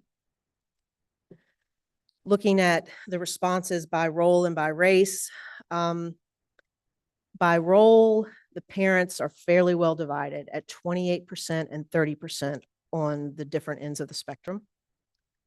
Students are fairly well united at 78% in favor of, off and away in class, but between classes and lunch, let them, choose how they handle their phone. Staff, like parents and guardians, also very divided at 29% compared to 27% on the opposite ends of the spectrum there.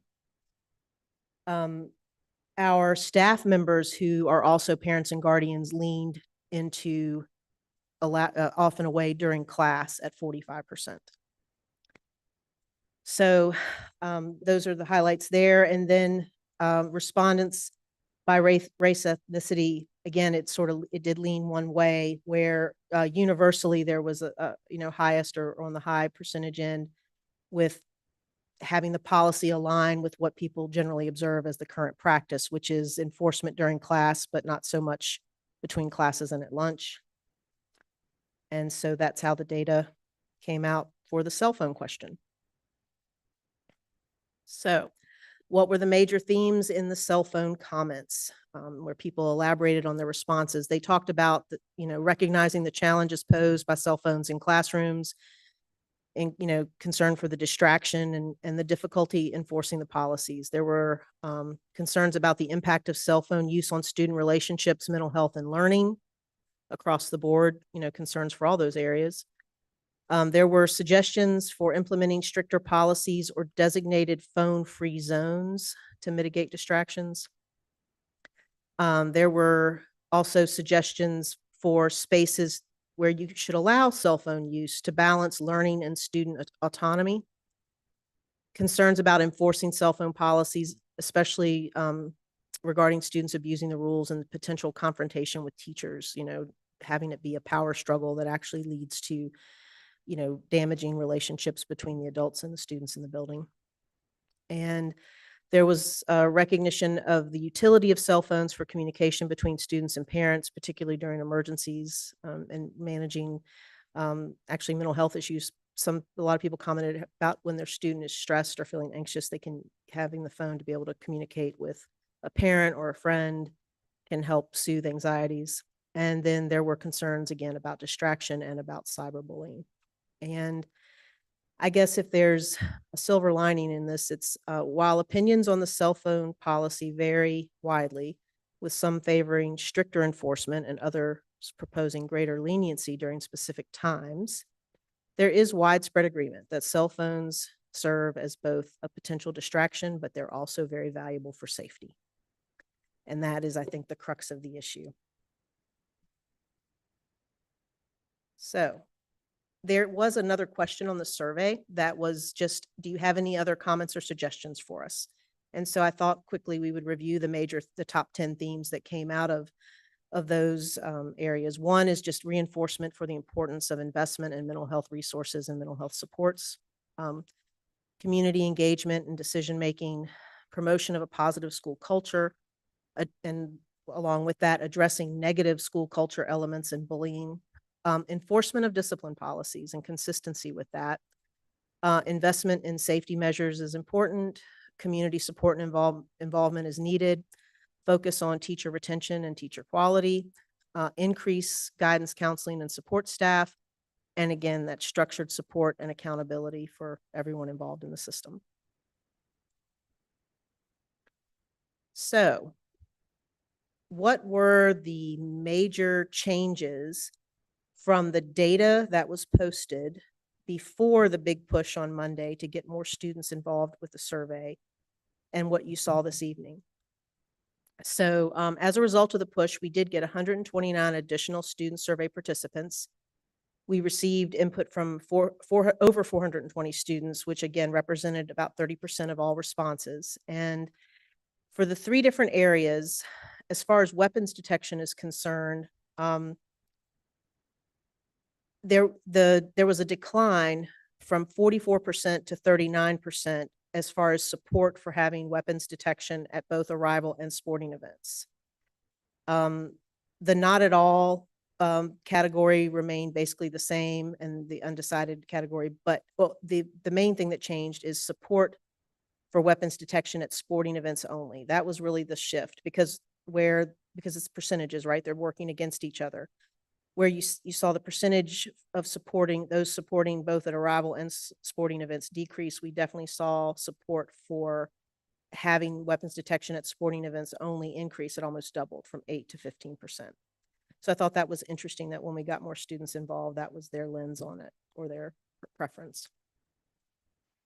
The percentage of respondents, how it worked out for the resource officers was that the percentage of those interested in revisiting the role of resource officers decreased from 68% to 60%, but while at the same time, the percentage of those undecided in the middle increased from 8 to 15%. So we traded between interest in looking at the role of resource officers to undecided. That's basically where the trade-off occurred, because the 1s and 2s remained essentially the same at 25%.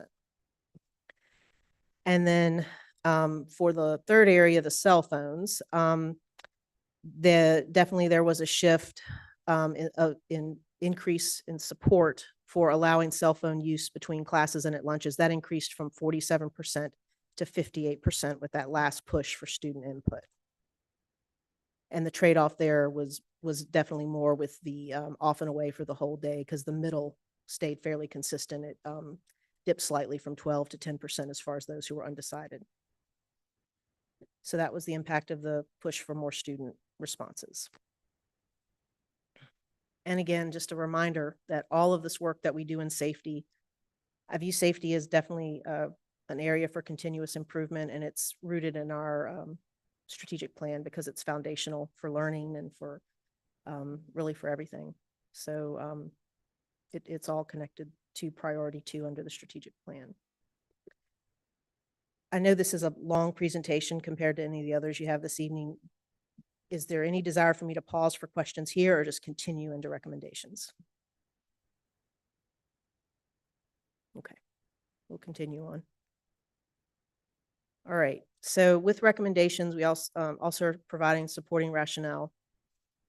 The recommendation around weapons detection is to proceed with the purchase of CHEA Open Gate Detection System to be used primarily for athletic competitions. We would not be getting enough to handle arrivals, but 2 gates, which would handle football and basketball crowds, and those are our larger crowds, would cost approximately $40,000 from the existing safety and security equipment budget, which, to the point, like every time we make one of these choices, right, it takes something else that's in the long list of things to do, and it pushes a little bit further down the list. Doesn't mean those things won't get done, because we're refilling this bucket annually, but it's just a question of priorities. This is quick to implement compared to things like access control and camera systems, which take months, and they're things we typically try to crunch into the summer because it's pretty evasive work with wiring and things like that. But the basis for this recommendation is that it's consistent with police recommendations to all the area high schools. Back when they recommended we go to the clear bag policy, they also recommended starting to use this technology. At that time, we just moved forward with the clear bag policy. It's consistent with what our students and families already experience at other sporting and entertainment events. It can be managed without significant changes or additions to our current event staffing schemes. It is responsive to concerns for prevalence of weapons in the community and the fact that attendees at our school events are not restricted to members of the school community. And as a side note, if there are with 2 gates, we understand if there are multiple events being hosted at the gym and the auditorium, stadium at the same night, there would have to be choices made about where the gates are deployed to. And generally you'd want to deploy the gates where you have the largest crowd. And so that is the recommendation around weapons detection. I think if it's the will of the board, I'd like to just check in if we want to make comments about this recommendation, or do you prefer to hear all 3 and then comment on everything? Pardon me? It's probably easier to do them one at a time. I think so. Not to put anybody on the spot. Pardon me? Okay, anybody have any questions or comments about this particular recommendation? Yeah, I'll just ask one quick clarifying question. So this is only the weapons detection would only be at CHS. So in terms of like Buford sporting events, we're not considering that right now. The investment would really, with 2 gates, wanting to keep traffic flowing, that's what would support CHS athletics. Okay. Now, if there were an off night at CHS and there was something big happening at Buford, these units are so transportable, they're so easy to move, that we could, if there was something big going on at Buford and nothing happening at CHS, and Buford admin or the community said, hey, why don't we set up the gates for this event? You could do that. Would that be the same? I know Buford football team plays on the CHS football field. Would we use them for that? We could. I mean, if the general idea is that whenever you have larger crowds coming together for events that you want to do the screening, we certainly would have the flexibility to do that. And if there are private groups such as soccer or youth little league football, are they able to use them, or is that strictly going to fall? I think that would be up to them. If they were going to use it, I think we'd probably need to look at reevaluating the fee, the rental fee, because yeah, at this time, I think that would have to be a separate discussion if we want to give them the option to lease the equipment. And we also have to know that they actually know how to operate it properly. Right. It's not rocket science, but still. Thank you.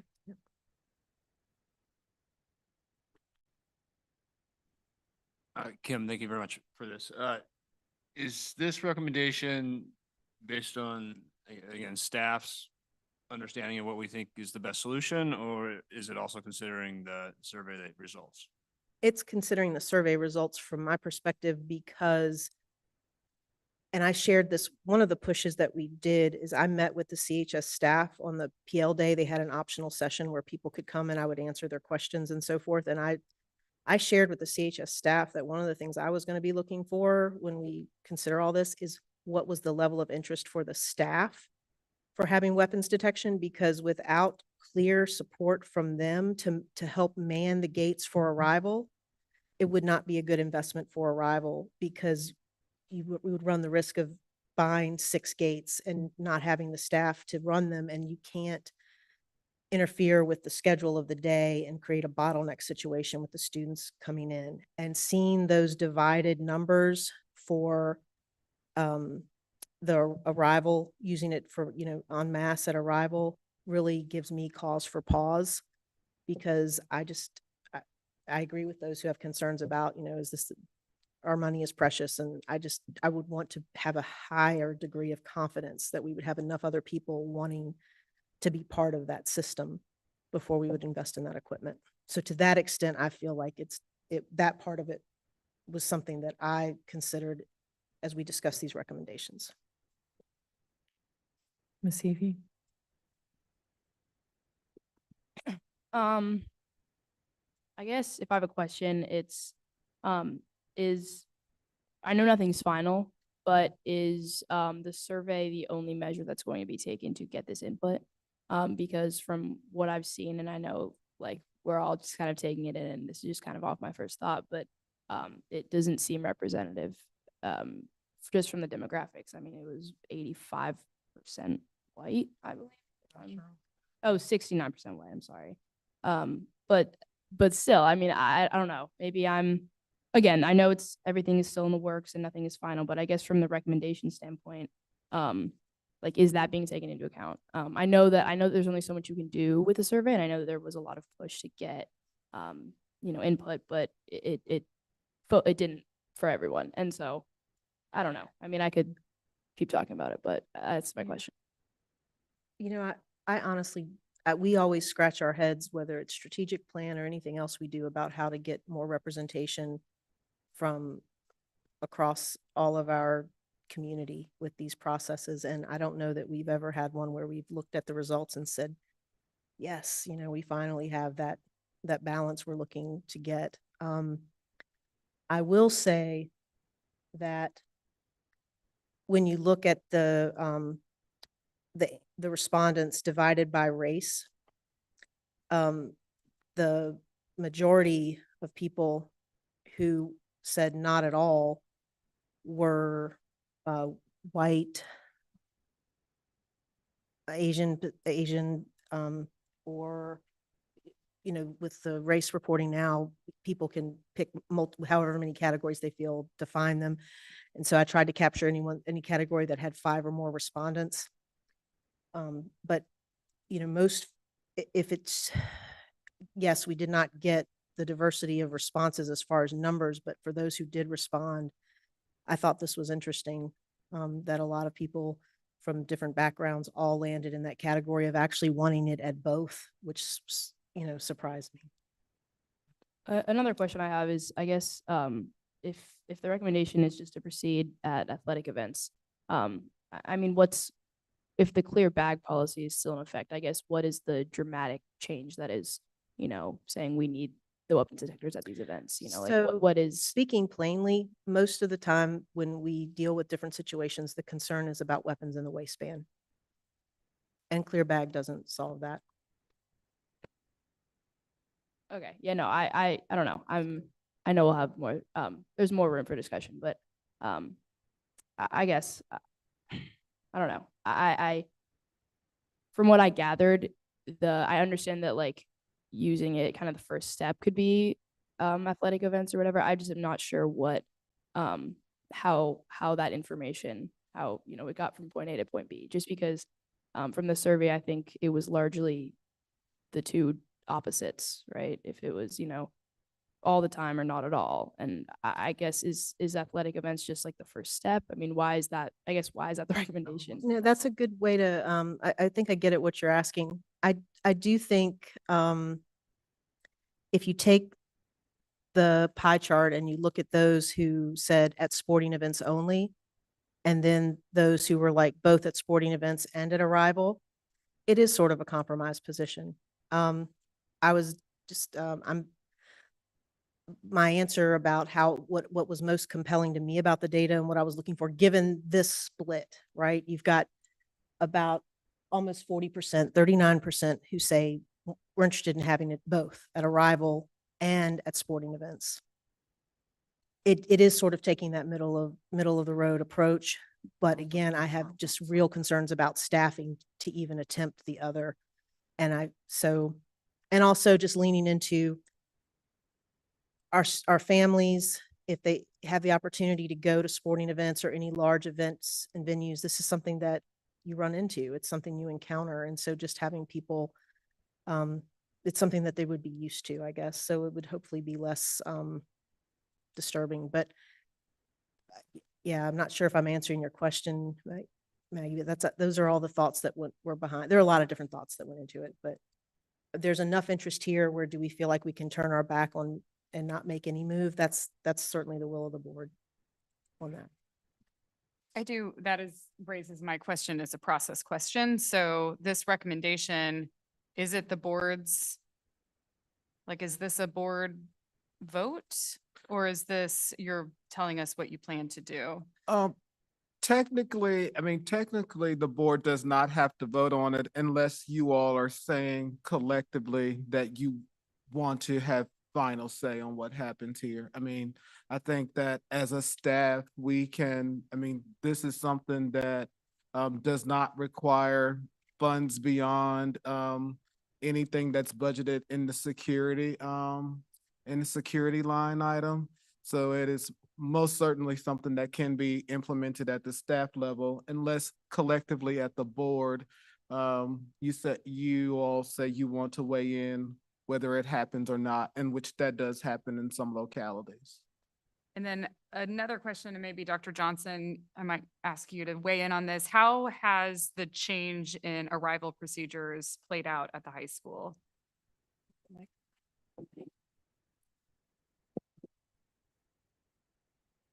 I was thinking more just like directing our students all entering through one entrance now. Mm-hmm.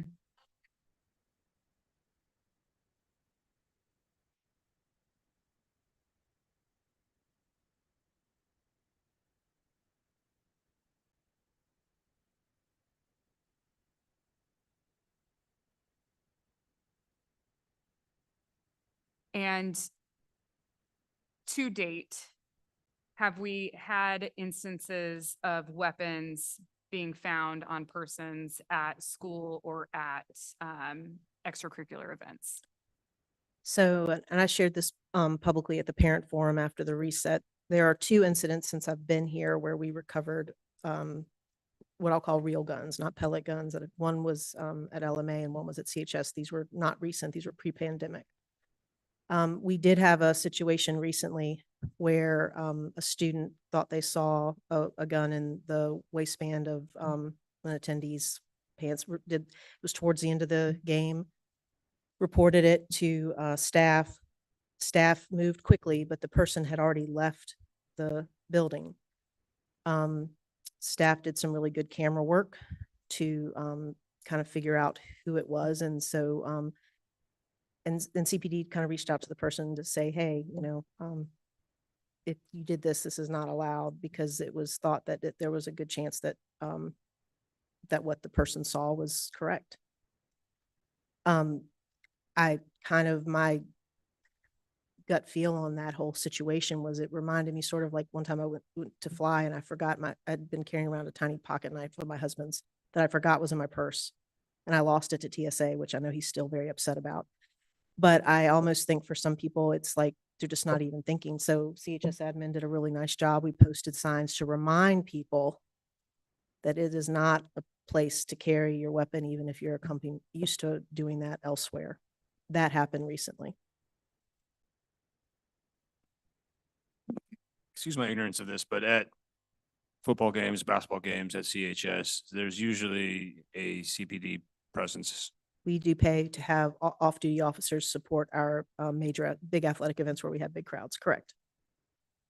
Okay. And so if there were these there, that, I guess my assumption would be the operational kind of protocol would be, they would be supporting at some of that point in addition to patrolling. Right. Right. Okay. Our plan would be to have our normal staff, our CSAs and other admin folks who work arrivals at our games anyway, work these gates. But if there were an issue, yes, CPD would be there. And that's those type of events, the level of events with that level of community involvement where we have officers are typically the same types of events where you would potentially want to have the gates. So I know at several events that I've attended, it's been like 5 and 6 officers. So with the gates, will that change? No, we would still have CPD presence at the games. We wouldn't have any more, we wouldn't have any less. I think the plan is Andy Jones would continue to put in for the same level of support we've been having. That's part of our athletic operations. Question. So, anybody else? My question was, I wanted to circle back to our punch list of other safety things that have been in the works. And I personally would like to, did you mention that this acquisition, this $40,000 would then push some other things or delay some other things? And I'd like to know what those things are before I would weigh in. Well, the list is long. We still are building out access control for a number of our elementary schools, don't have it yet. Buford already has it, but it'll be readdressed with the new construction. Cameras for elementary schools are just starting to get momentum. We have some at Clark, but they're older, and Greenbrier's getting them now. We have a master rekey project that's ongoing that we're not a third of the way through, but that's a very large project that we bite off one at a time. And a lot of these things, again, we're limited to what we can compress in the summer because it's too intrusive to do it during the school year. You know, we have put protective film on glass at certain places, but we have other places where we would, you know, want to do more of the protective film on glass. You know, those are the biggies: access control, the camera system, the master rekey, and again, to the extent we want to continue putting the film on glass, those are all things that are, again, the list is long and it's constant. We're making progress every year, every month, but it is quite a list. But if you're saying 40,000 for these 2 units, then what specifically is that gonna bump off or bump down the list?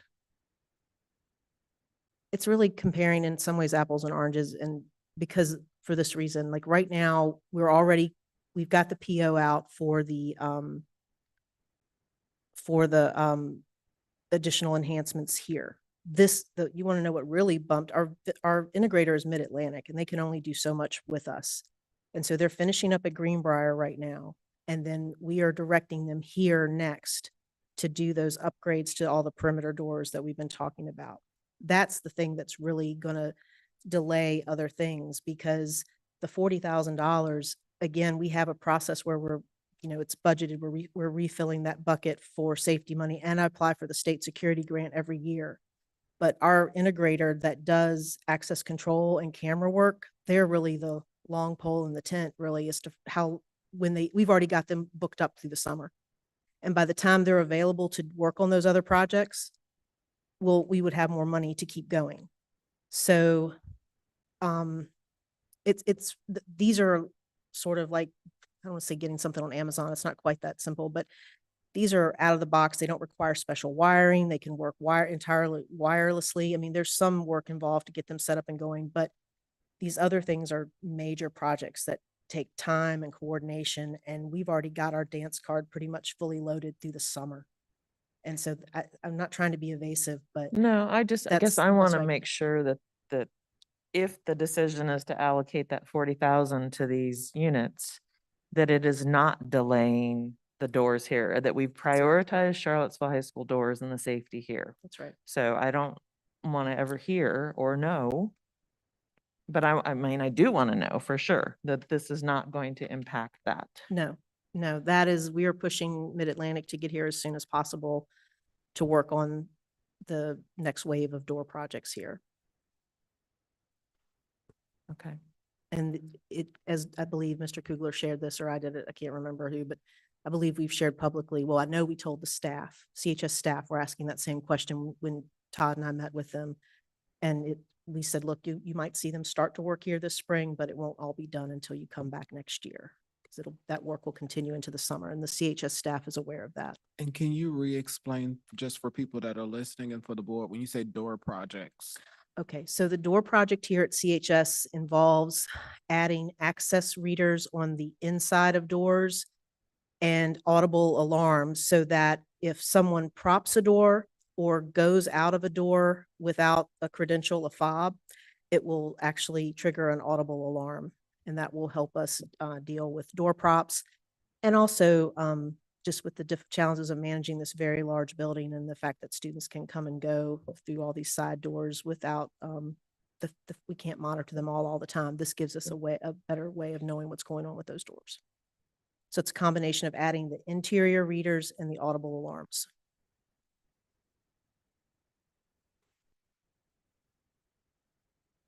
How many CSA positions do we have vacant right now? Yeah, that's right. 0 right now. That's 0? right. 'Cause- But there was a desire for more, Yeah, correct? we just had a resignation at Buford, but thank you, Ms. Lewis, I just learned about that this afternoon. Okay. So are we ready to move forward to the next topic, and then we can come back and decide if we want to weigh in? Go ahead. Just a question, if we move forward with this, when would we implement?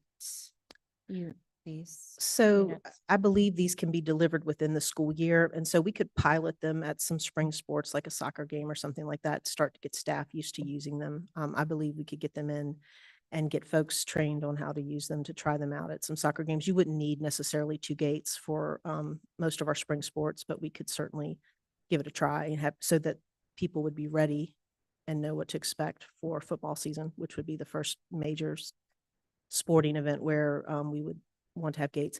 It's also our understanding that we're hearing from colleagues that Albemarle is planning to move forward, starting at AHS with the same thing. And then I would just add, I hope that there's a robust community education plan that, you know, we don't have folks coming, having to turn around, go back to cars, you know, like we said, like it's just second nature habit, not intentional, but just Right. a strong community plan that folks know that this is happening and what to expect when they come to our games now. Absolutely. Thank I you. thought Beth Chuck did such a great job when she came up with those signs that said, clearly we care about your safety for the clear bag policy. So I don't know if she can top that, but yes, messaging would be very important.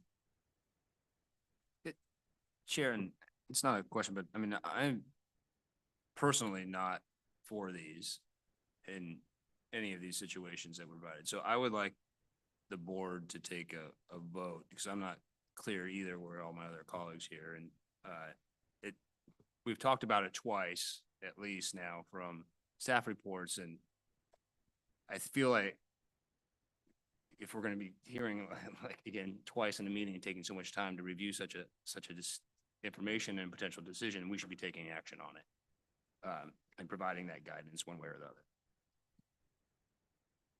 I think if we are going to take Just- action on this, Or just a voice, like a well, I'd like it preference to or? be at our next meeting, our March 20 whatever meeting. We don't need the full presentation again, but I think like my colleagues have said, still kind of processing and taking things in. I'm not prepared to vote right now. Okay. I think we appreciate can- that. As the person who would be overseeing implementation of this along with Mr. Kugler, I like to know where you all stand. I agree if like the conversation has been, even though you don't have to act. I mean, this is going to be a change in how we interact with the community and you all represent the community. So thank you. Okay, let's move on to the next. To the youth resource officer. So regarding the question of learning more, reevaluating the role of resource officers in our safety model, recommendation one, it's 2-part recommendation here. One is that we do proceed with learning more about the youth resource officer model in Cambridge. We've learned a lot through our own experiences, but you know, pre-pandemic and then when we moved to the new model, but I think there's always opportunity to learn more. And unfortunately, Cambridge was not available to us when we went through that other process. So I feel like it was a box that was not checked and it would be interesting to see what they do that may be different. The survey data is pretty clear around this question. It is, I mentioned this earlier, it's consistent with the same data we collected from all of our surveys and from our listening sessions back when the committee originally did the work to look at what to do with safety next. And all of that information is still available, archived on the website, and I tried to give directions there for anyone who wants to access it. But then apart from whatever we find with the Cambridge model, and I will say this, what's different now is Chief Kachis has had success connecting with his peer in Cambridge. So where we were, Beth Chuck in particular, and myself and others, we were all we were reaching out through numerous ways and just no response. And everyone was dealing with COVID. They were turning over their superintendent. We'd had no success making a connection. He has had success making a connection. So we have an entry point to the conversation now that we did not have before. I felt like I should share that. But regardless of what we find in Cambridge, I do believe it is my strong recommendation that we reevaluate the role of officers in our school safety model moving forward in order to address the inefficiencies that make it more difficult for administration to meet our legal requirements while they're trying to manage every other aspect of running a school. I think we need to prioritize system thinking above the feelings or perspectives of any particular group or individuals when it comes to safety. We need to identify and restore the elements of the prior SRO model that were really beneficial for our students and families. And again, I strongly encourage you to look at the work of the committee from before. But at the same time, there was room for improvement. There was need for improvement. And so we need to take the lessons we've learned from the past and the present to make sure we do everything we can to avoid potential pitfalls. And I really need everyone to understand that those of us who work with school safety every day, removing officers from our schools did not remove the police from our safety model. We work with them as closely, more closely than ever. We've just managed to make it really inefficient, additional burden on administration. Response times are longer. And we did remove a resource from the building that some students and families found to be helpful when it was in the building.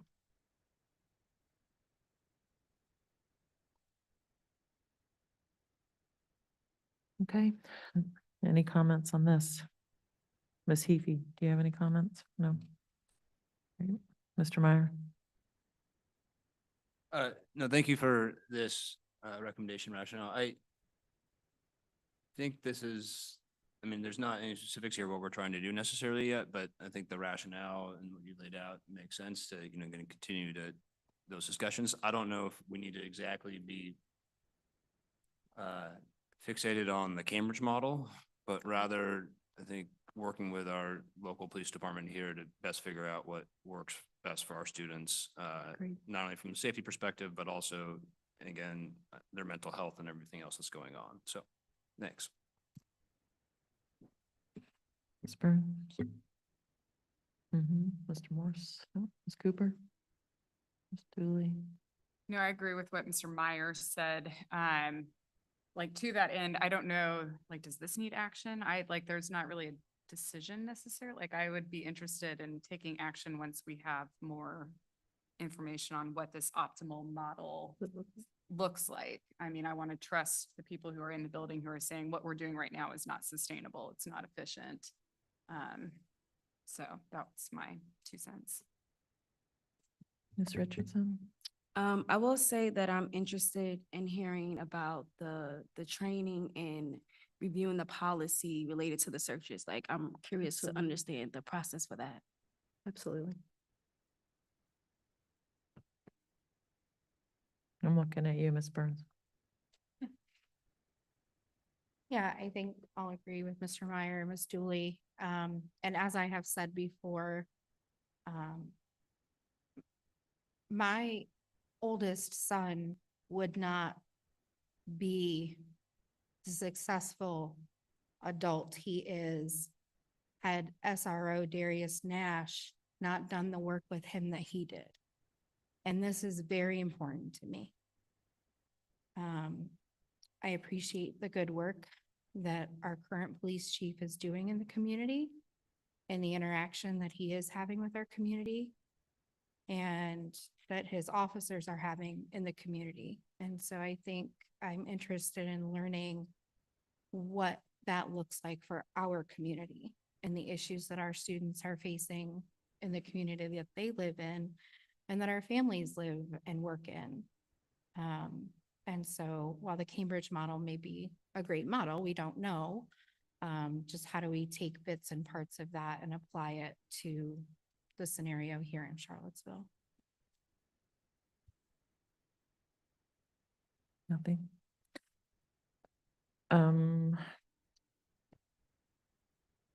I think,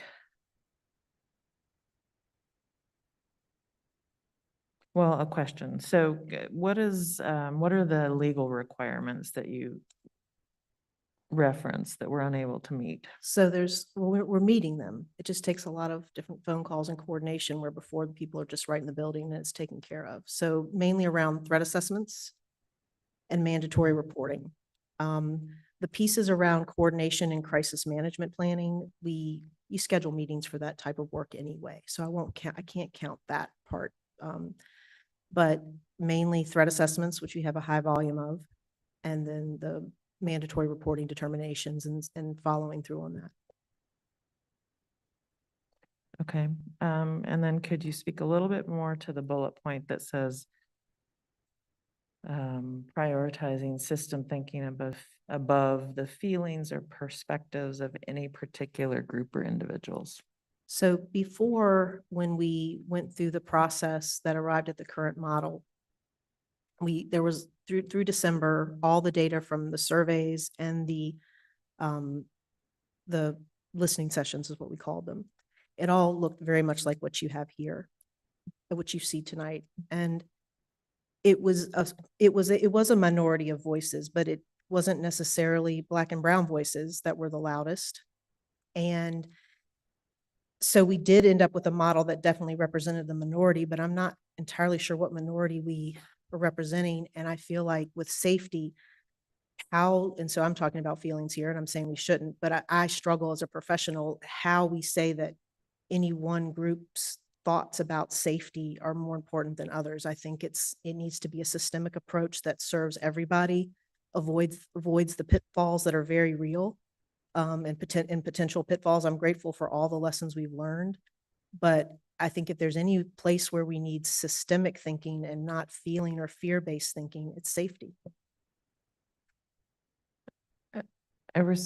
I hear and I receive and respect what you're saying. I do feel like it's hard, and if we pivot back to just looking at the demographics of the surveys and the voices that show up and respond to surveys, I mean, I think that's an example, right? And I think what you're getting at is potentially, but correct me if I'm wrong, that the makeup potentially of the safety committee a few years ago, we based decisions on that group. Is that what you're saying?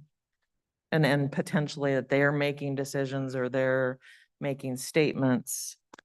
No, Okay, so the maybe- safety committee work, like I said, all of the data was pointing towards optimizing a model that still would include officers.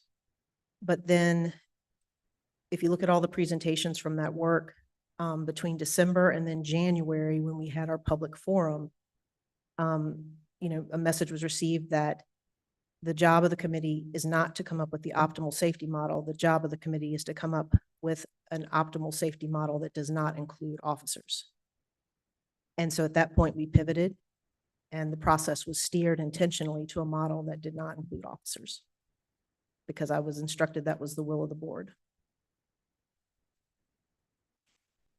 Okay, I don't know if I recall that or not. I think I came in at the tail end of that, and it doesn't matter, but I would encourage, with all due respect, my fellow board members to really dig into the committee's work and the archives. I mean, and I haven't read it all, but I think it's our duty to do that as we continue to. And we can. And I see the link. Yeah, It's everything there. is still No, available. no, And the data, there were voices of minorities on the committee. And those weren't the voices saying remove officers. There were some very loud voices saying to remove the officers, and they were not from people that you would deem to be marginalized or minority or anything like that. So that's all I'm saying. But if the directive was to move away from SROs, then you didn't have another option, right? Like, if that's what you were told. the That's will of the where, board was, as we right? were approaching the final parts of the process, that was the directive that was given. Thank you. And again, I guess my last point, and I'm sorry, I wasn't very clear in what I was trying to ask, was that I mean, this is such a big decision in a lot of ways. I feel like if we're going to pivot to something different again, but I do want to make sure that we are hearing from everybody. And I don't know how we do that. I mean, we've said this time and time and time again. But more than ever, I mean, I think there's voices that we don't hear from, and I don't know, maybe we need to hit the streets, board members. We've talked about that for other things. Yeah, So, I mean, I know we talk about hitting the streets and having those talks, but I mean, maybe this is it. Maybe this this is the is so time we we can walk those yeah. streets with the chief Yeah. when he does his I don't- community meetings and have conversations with people where they're at to hear from the people. Or that we, it affects. or we go into community centers and Right. neighborhoods and do this ourselves. Anyway, we can talk about this more later, but thank you. I don't know if there's any other questions, comments on this, Mr. Meyer. Just chair process forward on this, not again looking for action, but I wonder if any of my fellow board members, and I'm not suggesting myself either, would want to work more directly in this in some function to help lead it and move it forward, or is that not necessarily a Well, I think possibility? we can talk about it, and I think Dr. Gurley has, and I don't know where you're at on going up and looking at a little bit more, were you still thinking of that being part of this process as far as the Cambridge? It most certainly can be a part of this process. I mean, it can begin as a Zoom meeting. I know, hearing community members say that they want us to be good stewards of the public's money. I mean, this can begin as a Zoom meeting, and we can learn more. We can hit the streets with the chief who is making great strides. There are a lot of ways to approach this. I think that what you continue to see from us is that we're going to continue to do more, and that's why we, to Ms. Hafey, to her point about, including more voices, it's not because we're not trying. I think what we are seeing is sometimes people are saying, you're not listening to my voice.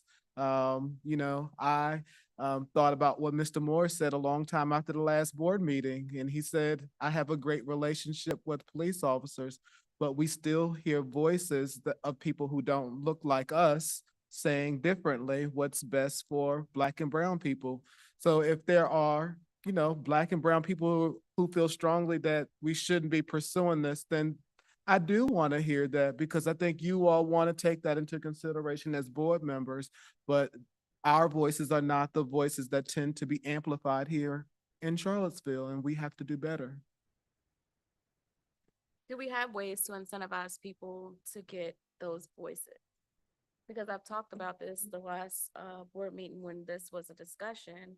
We have to start thinking outside of the box, Right. and yet we're still doing the same old thing. So until we start thinking outside of the box of how we get to those voices, we're gonna get the same result.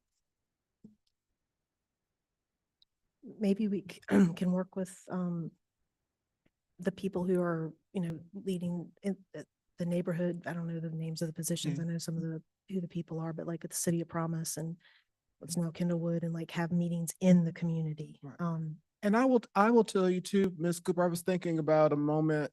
This was a moment that Dr. Johnson and I shared. I feel like there was a board member there, or maybe there was another principal. I think Ms. Hafey was there when we did the group with the students. We did about the security, and within her student group, so we did this focus group with students, and they were very at different ends. They were very strong with each other. I think part of the problem is people don't believe qualitative data. Like we see the numbers and we told you this is how people feel. We have these engagement moments with students and they're telling us how they feel. But when we report back that this is what people said, I think that qualitative approach is not, it doesn't come across as strong, or, I think sometimes maybe if the room was filled with, marginalized voices or Black and brown folks, or, people who are economically disadvantaged. I think if we were lined up, then like, okay, yes, this is how people feel, but we're meeting people. But I think when we meet people where they are, I think people are not believing that qualitative data, that's what happened at that meeting, that people felt strongly this way or strongly against that way. And so I think that becomes a harder argument. Come to the microphone, Dr. Johnson. But yes, there are better ways. We can reach more people in more innovative ways. I just wanted to note that it's not uncommon for us to do groundwork and community engagement. We did a lot of that when we were initially doing our equity work and continue to do so we can set up any meetings that you would like. I think in this conversation, all of them, we have to figure out what voices we want to center. And so like all concerns and issues, there will be different opinions on them. And so it'll be about who we as a CCS administration and school board will choose to elevate and center in that conversation. And so I think you'll have diverse opinions, but it'll come down to the voices you want to center at that time. Yeah. I would also like for the school board to do some of that work. And I'll also share that, even if a decision were made today, which it will not be, to move forward with, having some officer presence, an officer in a school or whatever, it would take quite a bit of time to actually implement that because you have to reevaluate an MOU that addresses everything from how the personnel is selected to how they're managed, reevaluating all the policies, including search, making sure that there is not involvement with discipline, what can be done to minimize any culture of surveillance, all that kind of stuff. There's a lot to be worked out and a lot has evolved. At the time that the committee did its work before, Arlington had recently adopted what was broadly considered to be like a best practice new MOU for officers. Now, Arlington, or is Arlington or Alexandria? I get my A's confused, but one of the two big A's in Northern Virginia.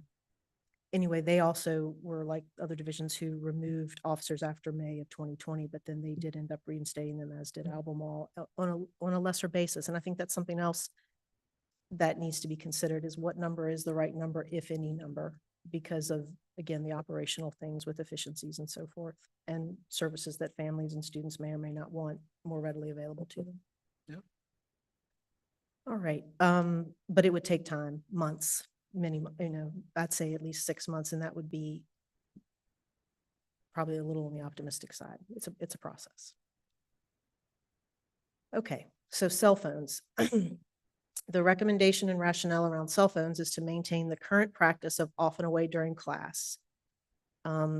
Rationale for this is that it aligns policy with the predominance of what's actually happening currently in the building.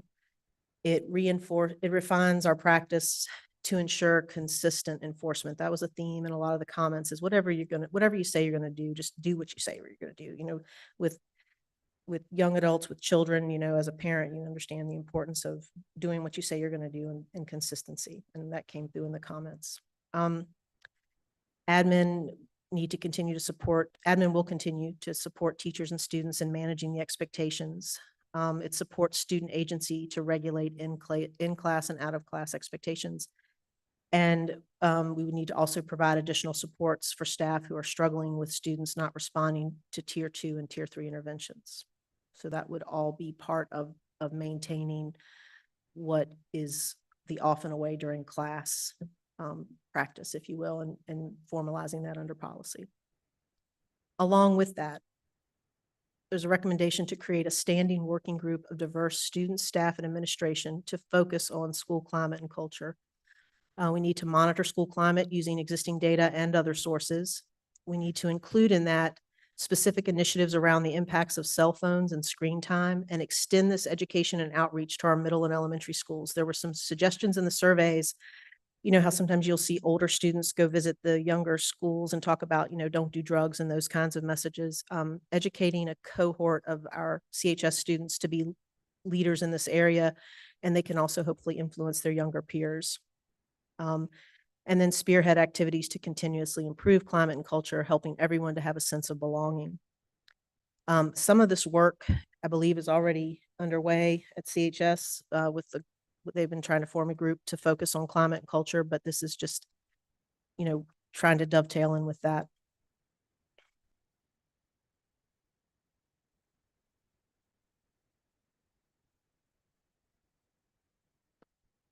All right.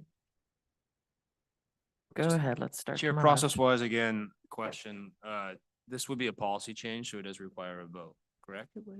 We got to come up with the policy first. Sorry? We would have to decide what that policy needed to look like first. Correct, because we have a policy already that's in place. It's in the code of conduct, but yes, it's embedded within that. Or the student rights and responsibilities, I guess is what we call it. Questions, comments down there, Ms. Epi? Oh my goodness. Flu season. I have a, no, my bad. I got my shot, don't worry. I have another mask. Would you like one? I guess my question is, I think I know the answer, but I think I've brought this up before. There has been so much information thrown at us throughout this year regarding cell phones.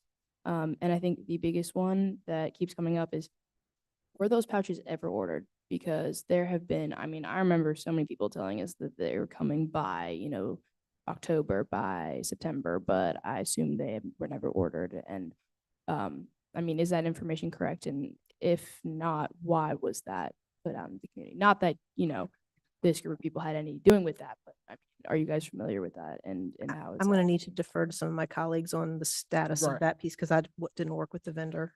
And so I think some of it is just the miscommunication in terms of there was a lot of conversation with regards to the cell phones. The initial conversation, well, the initial thing that happened was the revision of the policy to say off and away for the entire day. And that was from the beginning of the day to the end of the day. And then there were engagements and conversations about we would explore what it would look like to implement pouches. And I think just in the telephone game, no pun intended, but in the telephone game of changing information, that part of what was told is that we would be implementing pouches on a certain day. And our communication was that we were exploring it.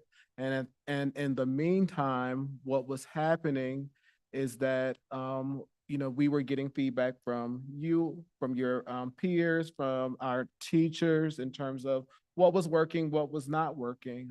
And I think your voices were very amplified in this particular instance where you all were saying, we're responding to our teachers and it's much better in the classroom, but we can, you all were saying as a student body that we can now regulate what happens in the classroom versus in the hallway. And then teachers were saying, we're seeing some improvement. It's not where we want it right now, but we're seeing some improvement in the class, but it's not realistic to manage the cell phone policy expectation in the hallway because it feels like we're now having to chase students down. And so I think that was a lot of what the survey was getting at, is that we were hearing from you all saying, just let this happen in the classroom off and away. And then are there other spaces where we can have our cell phone? And so here we are. So to Mr. Meyer's point, this would require us to, as a team, draft a policy based on this and put whatever guardrails in place and then bring it back for board approval if we are going to respond to both the survey data and respond to the qualitative input that we've gotten from stakeholders.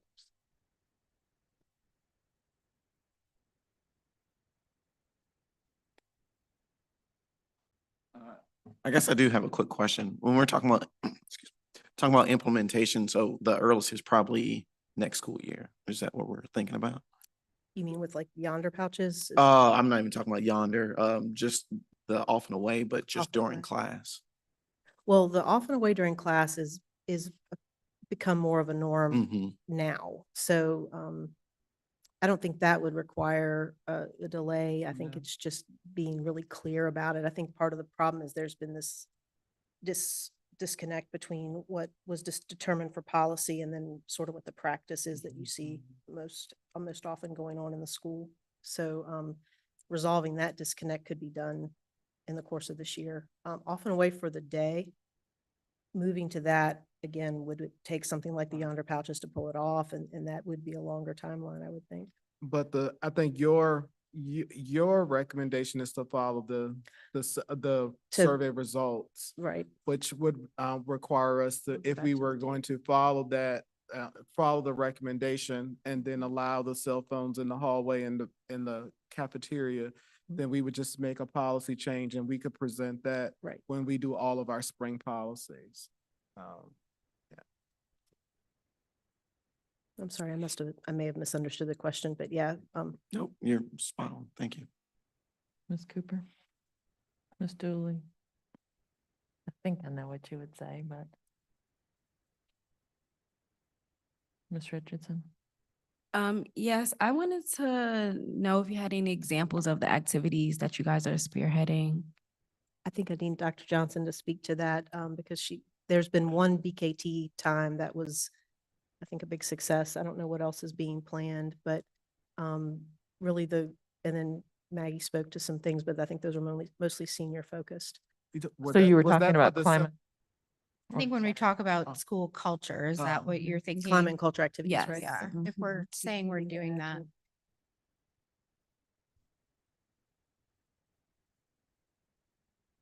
Thank you for asking. Yeah, we have a lot of exciting things planned. We are working with the students to see what they would like to see happen. We also received what will be a $10,000 donation to go towards our celebrations. And so our hope is to have a monthly celebration similar to what we had during the reset time, where we can have activities for students to participate in. So we're already in the planning phases for that. We have some pep rallies coming up. We have great senior activities coming up that we're working through. And then we have some student body activities that we're going to do as well. Yeah. So my question to you, Ms. Powell, is at the high school level, and maybe Ms. Heavey can weigh in on this as well. So how have we pushed out to students as far as the education about cell phone use and the impacts that using cell phones? I mean, we had talked about within the committee doing, I believe, class meetings or cohort meetings, and I don't know that ever happened specific to cell phone information and education. And again, I apologize. So these recommendations are based mainly on the survey input, and I haven't been involved with those pieces, so I would need to Yeah, and I guess it's, defer to and others to yeah, I answer mean, that. I'm Dr. sorry, I Odie don't or, know the or answer. Dr. Johnson, but I guess my concern is that we talked about doing a lot of that education, and I'm not sure, and my goodness, we've had a lot going on this year. But I think that those pieces are crucial and critical, and we haven't done our due diligence with those yet. So wherever we land on this, I think it's still, it's imperative that we do, that you had the opportunity to sit and listen and receive some of that information with your cohort and your peers. And I don't think we've done that with the classes.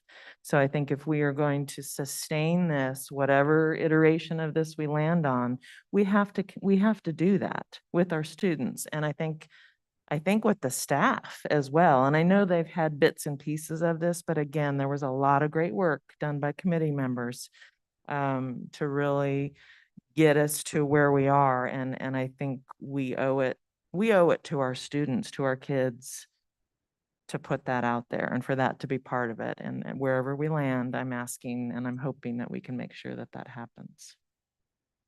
Ms. Torres, I do believe that the goal was to have this as a focus in cohort meetings, to have a cohort meeting at the beginning of each quarter. And from what I understand from Dr. Johnson, there have been cohort meetings. There is even one scheduled. But as you just mentioned, there's been a lot going on. And also, as Dr. Gurley mentioned, we sort of paused because we were listening to students, we were listening to staff. And so we paused on a lot of that to focus on some of the other more prevalent things that were happening at the time. We were hearing from many teachers and students that the off and away in the classrooms was working. And so we were able to divert our attention to other more important things and pressing things at the time.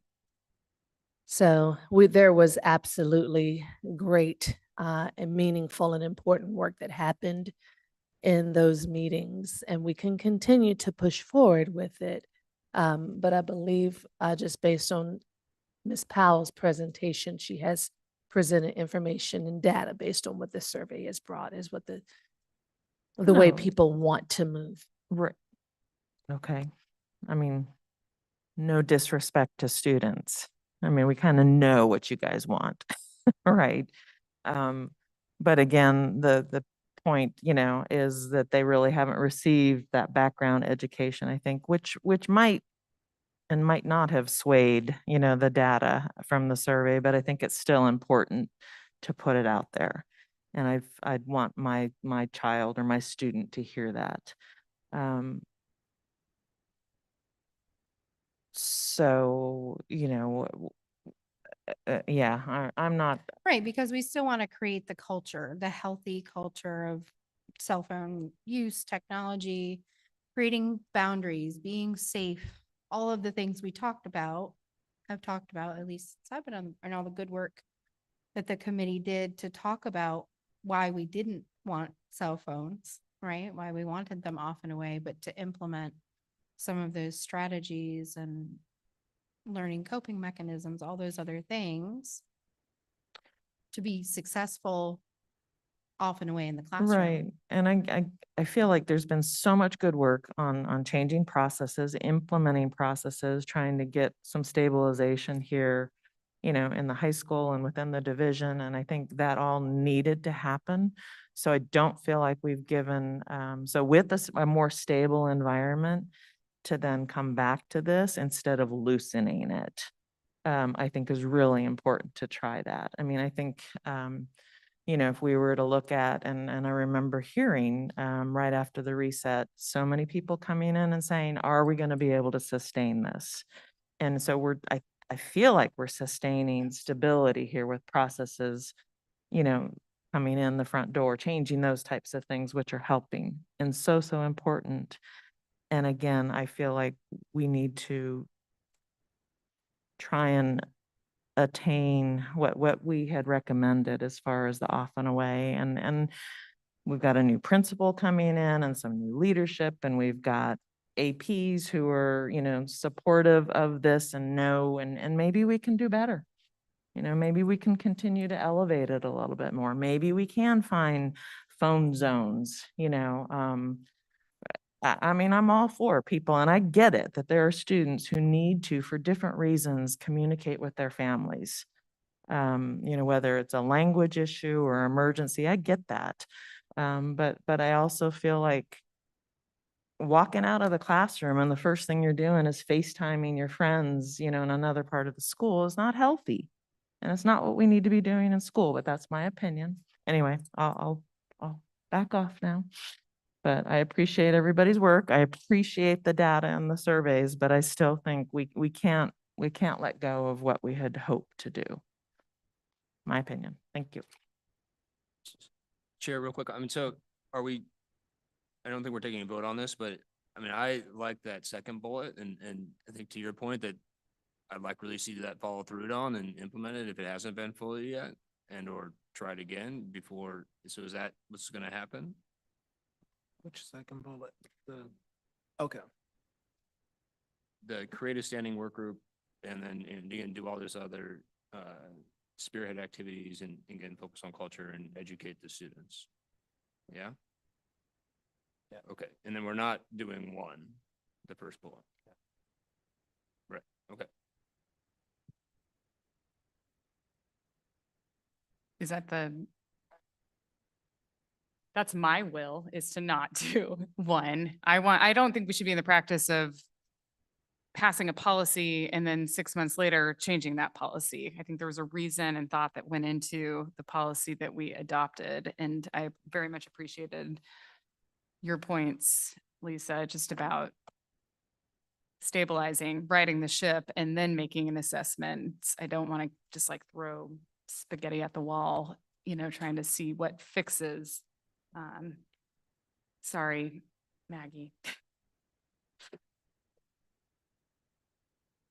Okay. Any other comments, Mr. Morse? Yeah, I think it comes back to what we see on that slide of consistent student expectations. And so that was like my reason for asking, is this something that we're going to change next school year at the earliest? Well, I think part of the work, so I'm just jumping in to say that I think as a school division, we understand where the gaps lie. Ms. Rasdick, I'm looking at her because she and her team are doing the work with the domain teams for MTSS, multi-tiered systems of supports. And so one of the things that we know is one of the greatest areas of work right now is in the domain as it relates to culture and climate, particularly in this building.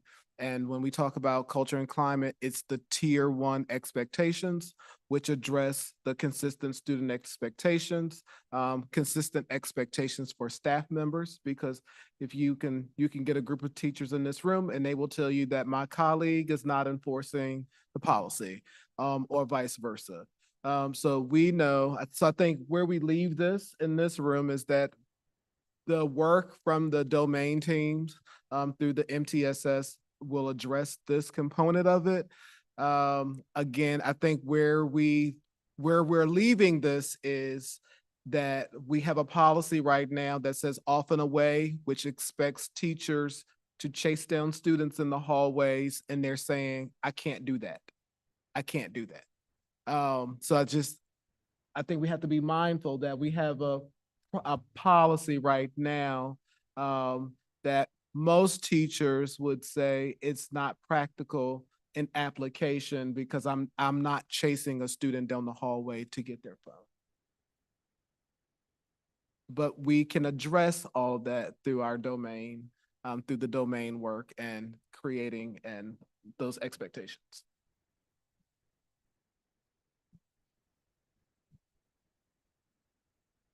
So am I hearing that we would not change policy, but focus on bullet number 2 as sort of working towards the vision? So it's sort of an aspirational policy that we leave in place, I guess, guiding star of sorts? Is that So what right now the it guidance? So what I have is that we are not touching the policy. The recommendation sounds like we're not touching the policy. We're reinforcing expectations. And so Dr. Johnson can work on what that looks like with the administrative team in the building. And then the domain team can work on what that looks like with regards to expectations. Students and teachers and parents. Ms. Dooley, may I ask you a question? So in your thought process is not to touch the policy within 6 months or so. I mean, I'm just roughly.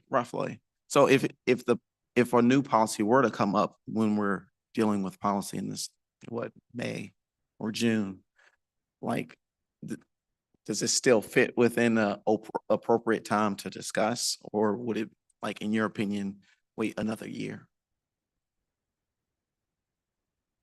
I'm not sure I fully understand the question. Yeah. I think I like the policy, and yes, it may be an aspirational policy, but I don't know that we can even quantify it as aspirational because we haven't had the framework in place to even see if it can be effective. Understand. And so the work that everybody is doing in the building, I think can get us to a point where we can truly assess its efficacy or not, if it is aspirational or not.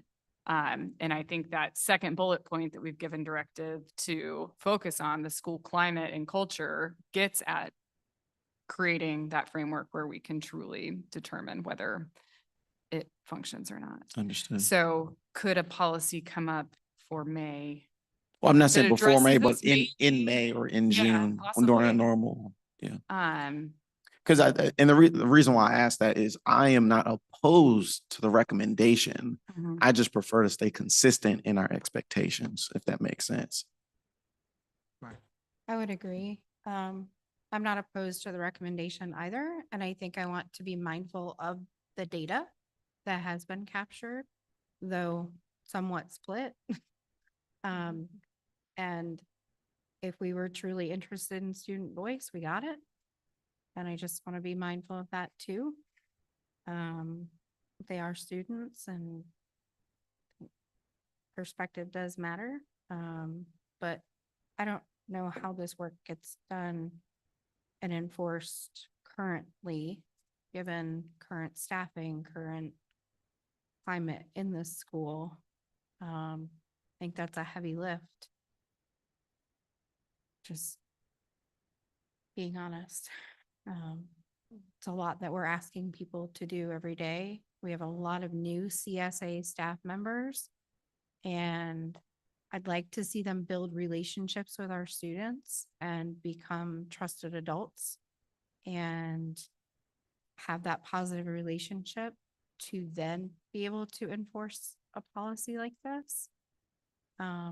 Just giving some time and space to people, to our students and to our new staff, to be able to build those relationships and managing the expectation certainly in the classroom. But just being really mindful and treading lightly on the majority of that CSA staff is new, and just being really mindful of the people who have to do that work of implementing the policy.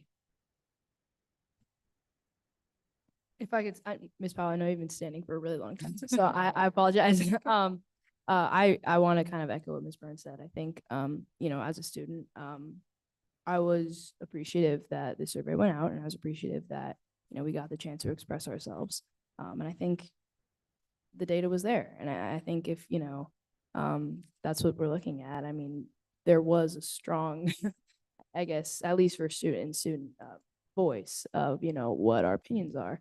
And I understand we're kids. I understand that maybe some people were voting because they think that would be efficient for their learning. I understand others were probably just doing it because they want to look at Instagram, and I get that. I will say, for someone who's in the building every day, I don't think the lack of enforcement of this policy is at all about effort. I think it's just about staffing. I think it's about, you know, what's actually possible. You know, I mean, the student to teacher ratio in the halls and at lunches is, I mean, there's no way to literally take the phone away from every single person at lunch. And I mean, that's just, I just don't think that's possible. And so, you know, I don't think it's, you know, a lack of effort in teachers or administration just not caring. I think it's genuinely a difficult task for them to monitor all of this effectively. And I think that needs to be accounted for. And so, you know, I think this is always going to be, people are always going to feel differently about it, and it's always going to be a split vote. But again, it's something people feel strongly about, and I hope that, you know, everyone's voices continue to be amplified. Sorry, I mean, I'm fine with looking at survey data, but we also have to look at the science data that shows that it impacts learning, causes a lot of mental health, stress, you know, and there's all the data that we know that the science is third-party reviewed and everything else that is showing that these are detrimental. So, I mean, that's what I'm basing gonna be basing my recommendation decisions on, which, you know, is also our goal or responsibility is for the health and education of our students. Implementation of that, I agree, probably needs to work on that, but I'm looking at the data of what do these do to our children and their learning outcomes and their mental health. That's what I'm basing my decisions on. And I understand that, and I don't think anyone's arguing that phones are you know, a happy perfect thing for everyone. You know, obviously there are side effects, but at the same time, I think that you know, as someone who this policy affects, I think that my voice and the voices of my peers need to be really heard and listened to. And I'm not saying that that's, you know, there's a lack of that. I'm just saying that that is something that I really hope the board and the administration continues to listen to, because at the end of the day, you guys work so hard every day. I know you do, but you know, these policies affect us. We're in this building every day. We are the ones, I'm the one being told in the hallway to put my phone away. You know, it's like, we are the ones who have these restrictions. We've lived this for, I mean, I've lived it for 4 years, but really this past year. And I think that's something that needs to be accounted for. And, you know, even things that the data may fail to accurately represent, you know, I don't want to seem like I'm arguing that phones are great. I completely understand that, but I just think it's important to really, it's a complicated issue, and I think everyone needs to acknowledge that. I think the time also, like understanding it's 6 minutes between classes. So that's 40 some-ish minutes a day and 27 minutes at lunch. Like, can have a little bit of perspective in that space too. Just to be clear, we're talking about the high school only.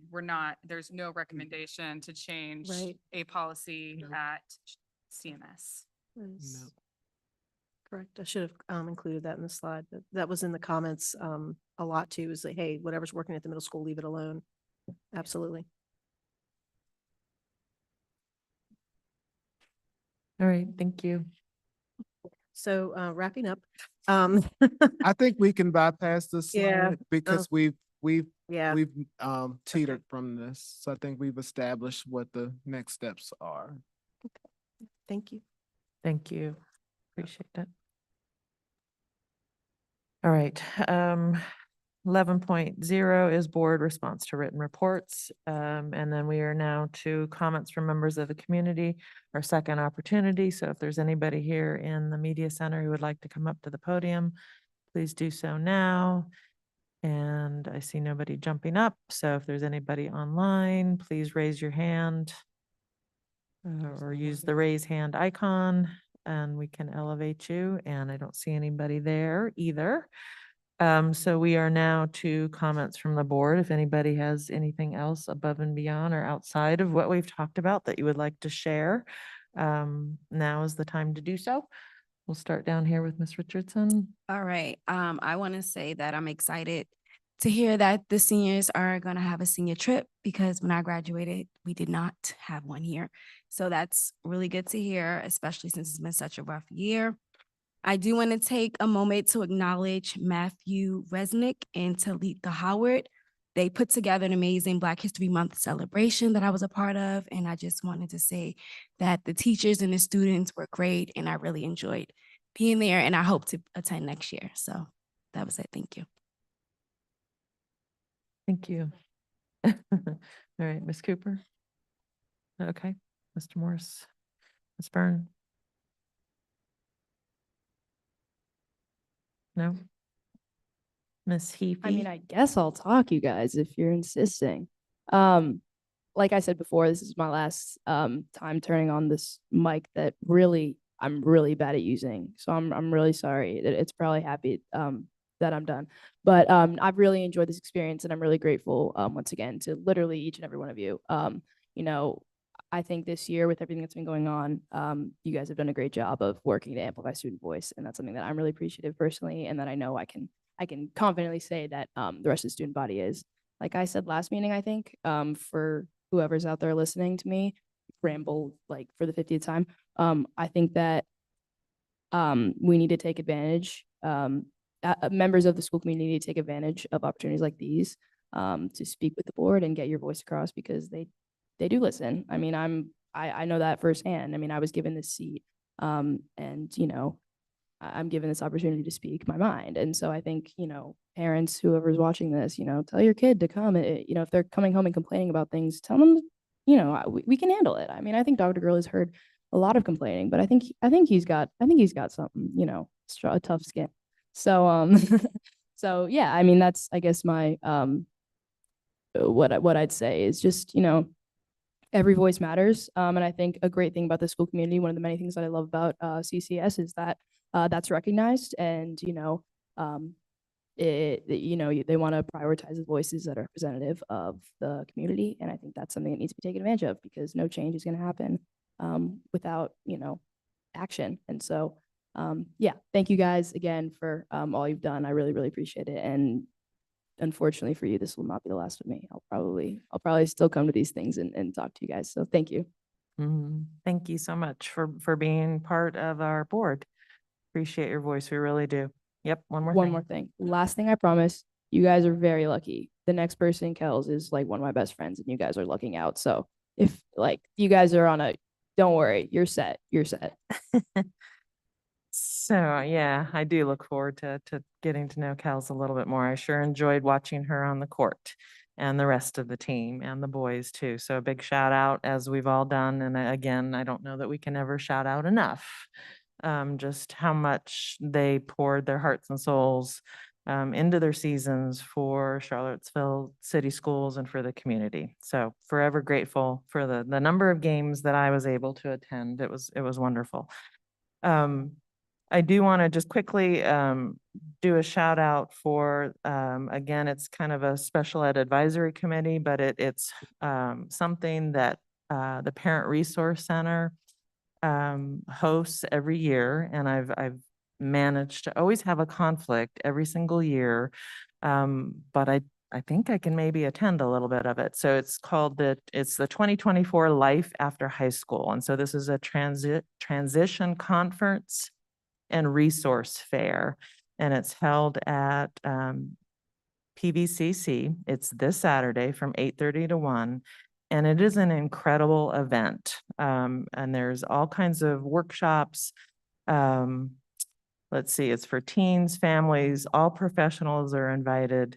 but it really focuses on supporting parents and students and families who have students with disabilities and how to help them transition after public school and all kinds of different workshops. There's free lunches and all kinds of things. So again, that's this Saturday, March 16th from 8:30 to 1. It's a free event. So please take advantage. That's excellent. Oh, well, there you go. We got more time. And I've lost a week somehow. So that's good. I've got more time to prepare for that. But anyway, I did want to highlight that because it's a really wonderful opportunity and every time they have it, all I hear are wonderful things from people who have gone. So again, March 16th. And I think that's it for me, and I will turn the mic over to Dr. Gurley. I don't have much. You shouted out the teams, and I just want to also throw in that our exceptional students, our Medford League team, still making us proud. I think they still, are they done? I know last week was the game.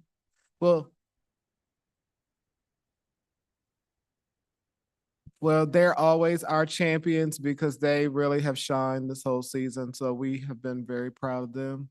And I just want to say to Swaggy Maggie that I enjoy her. I get to see her probably more than the board members do, but we love you.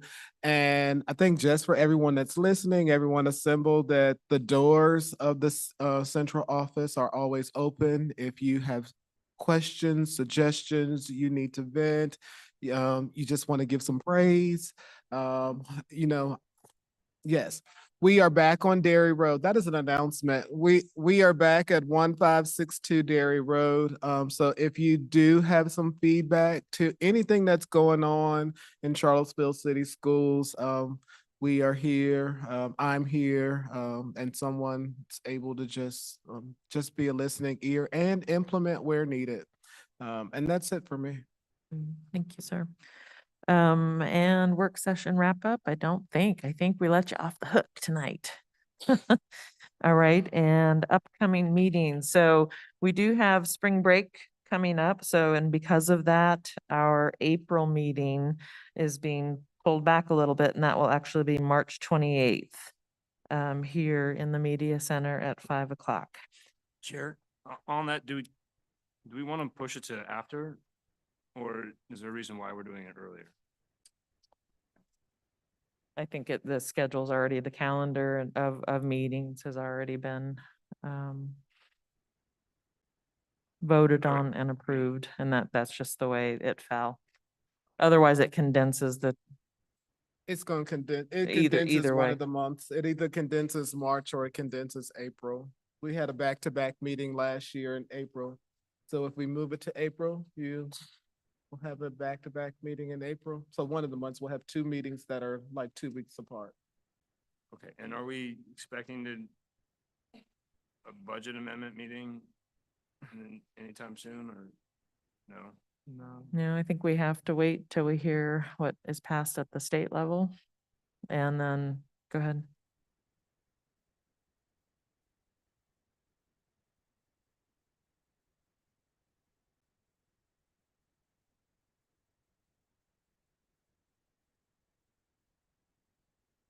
So just for the public's sake, the response to that question was April 9th. City Council should finalize their budget. And then we hope to also hear something from the state not too long afterwards. So we should know something by May. So yeah, do we save ourselves a potential emergency budget meeting and move our March meeting to the second week of April? When we'll have the city budget and then, or no?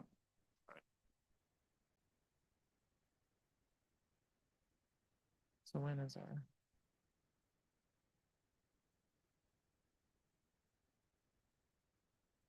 All right, I mean, I'll to let my, the chairs figure it out. yeah, but I yeah, just to my wanna put that understanding, out we're there still gonna as- have one at the beginning of May, so I don't think there's gonna be an emergency session. At least I don't see it as an emergency session. We're gonna still have a meeting in May. So our May meeting is May 2nd. We still have that. Sorry, I wasn't worried about, a May meeting. It was if we move the March what The we March have now for April 28th into meeting. March, do we push that into the second week of April so that if we need to make a budget amendment? change? I'm gonna say this. I think in order to do that, we would need to then meet as a board in order for it to be on the agenda and then vote on it, which means we're making a Okay. change for no We're reason. not saving a meeting No. by, No. by potentially. No, I think we should keep the calendar as adopted. Okay.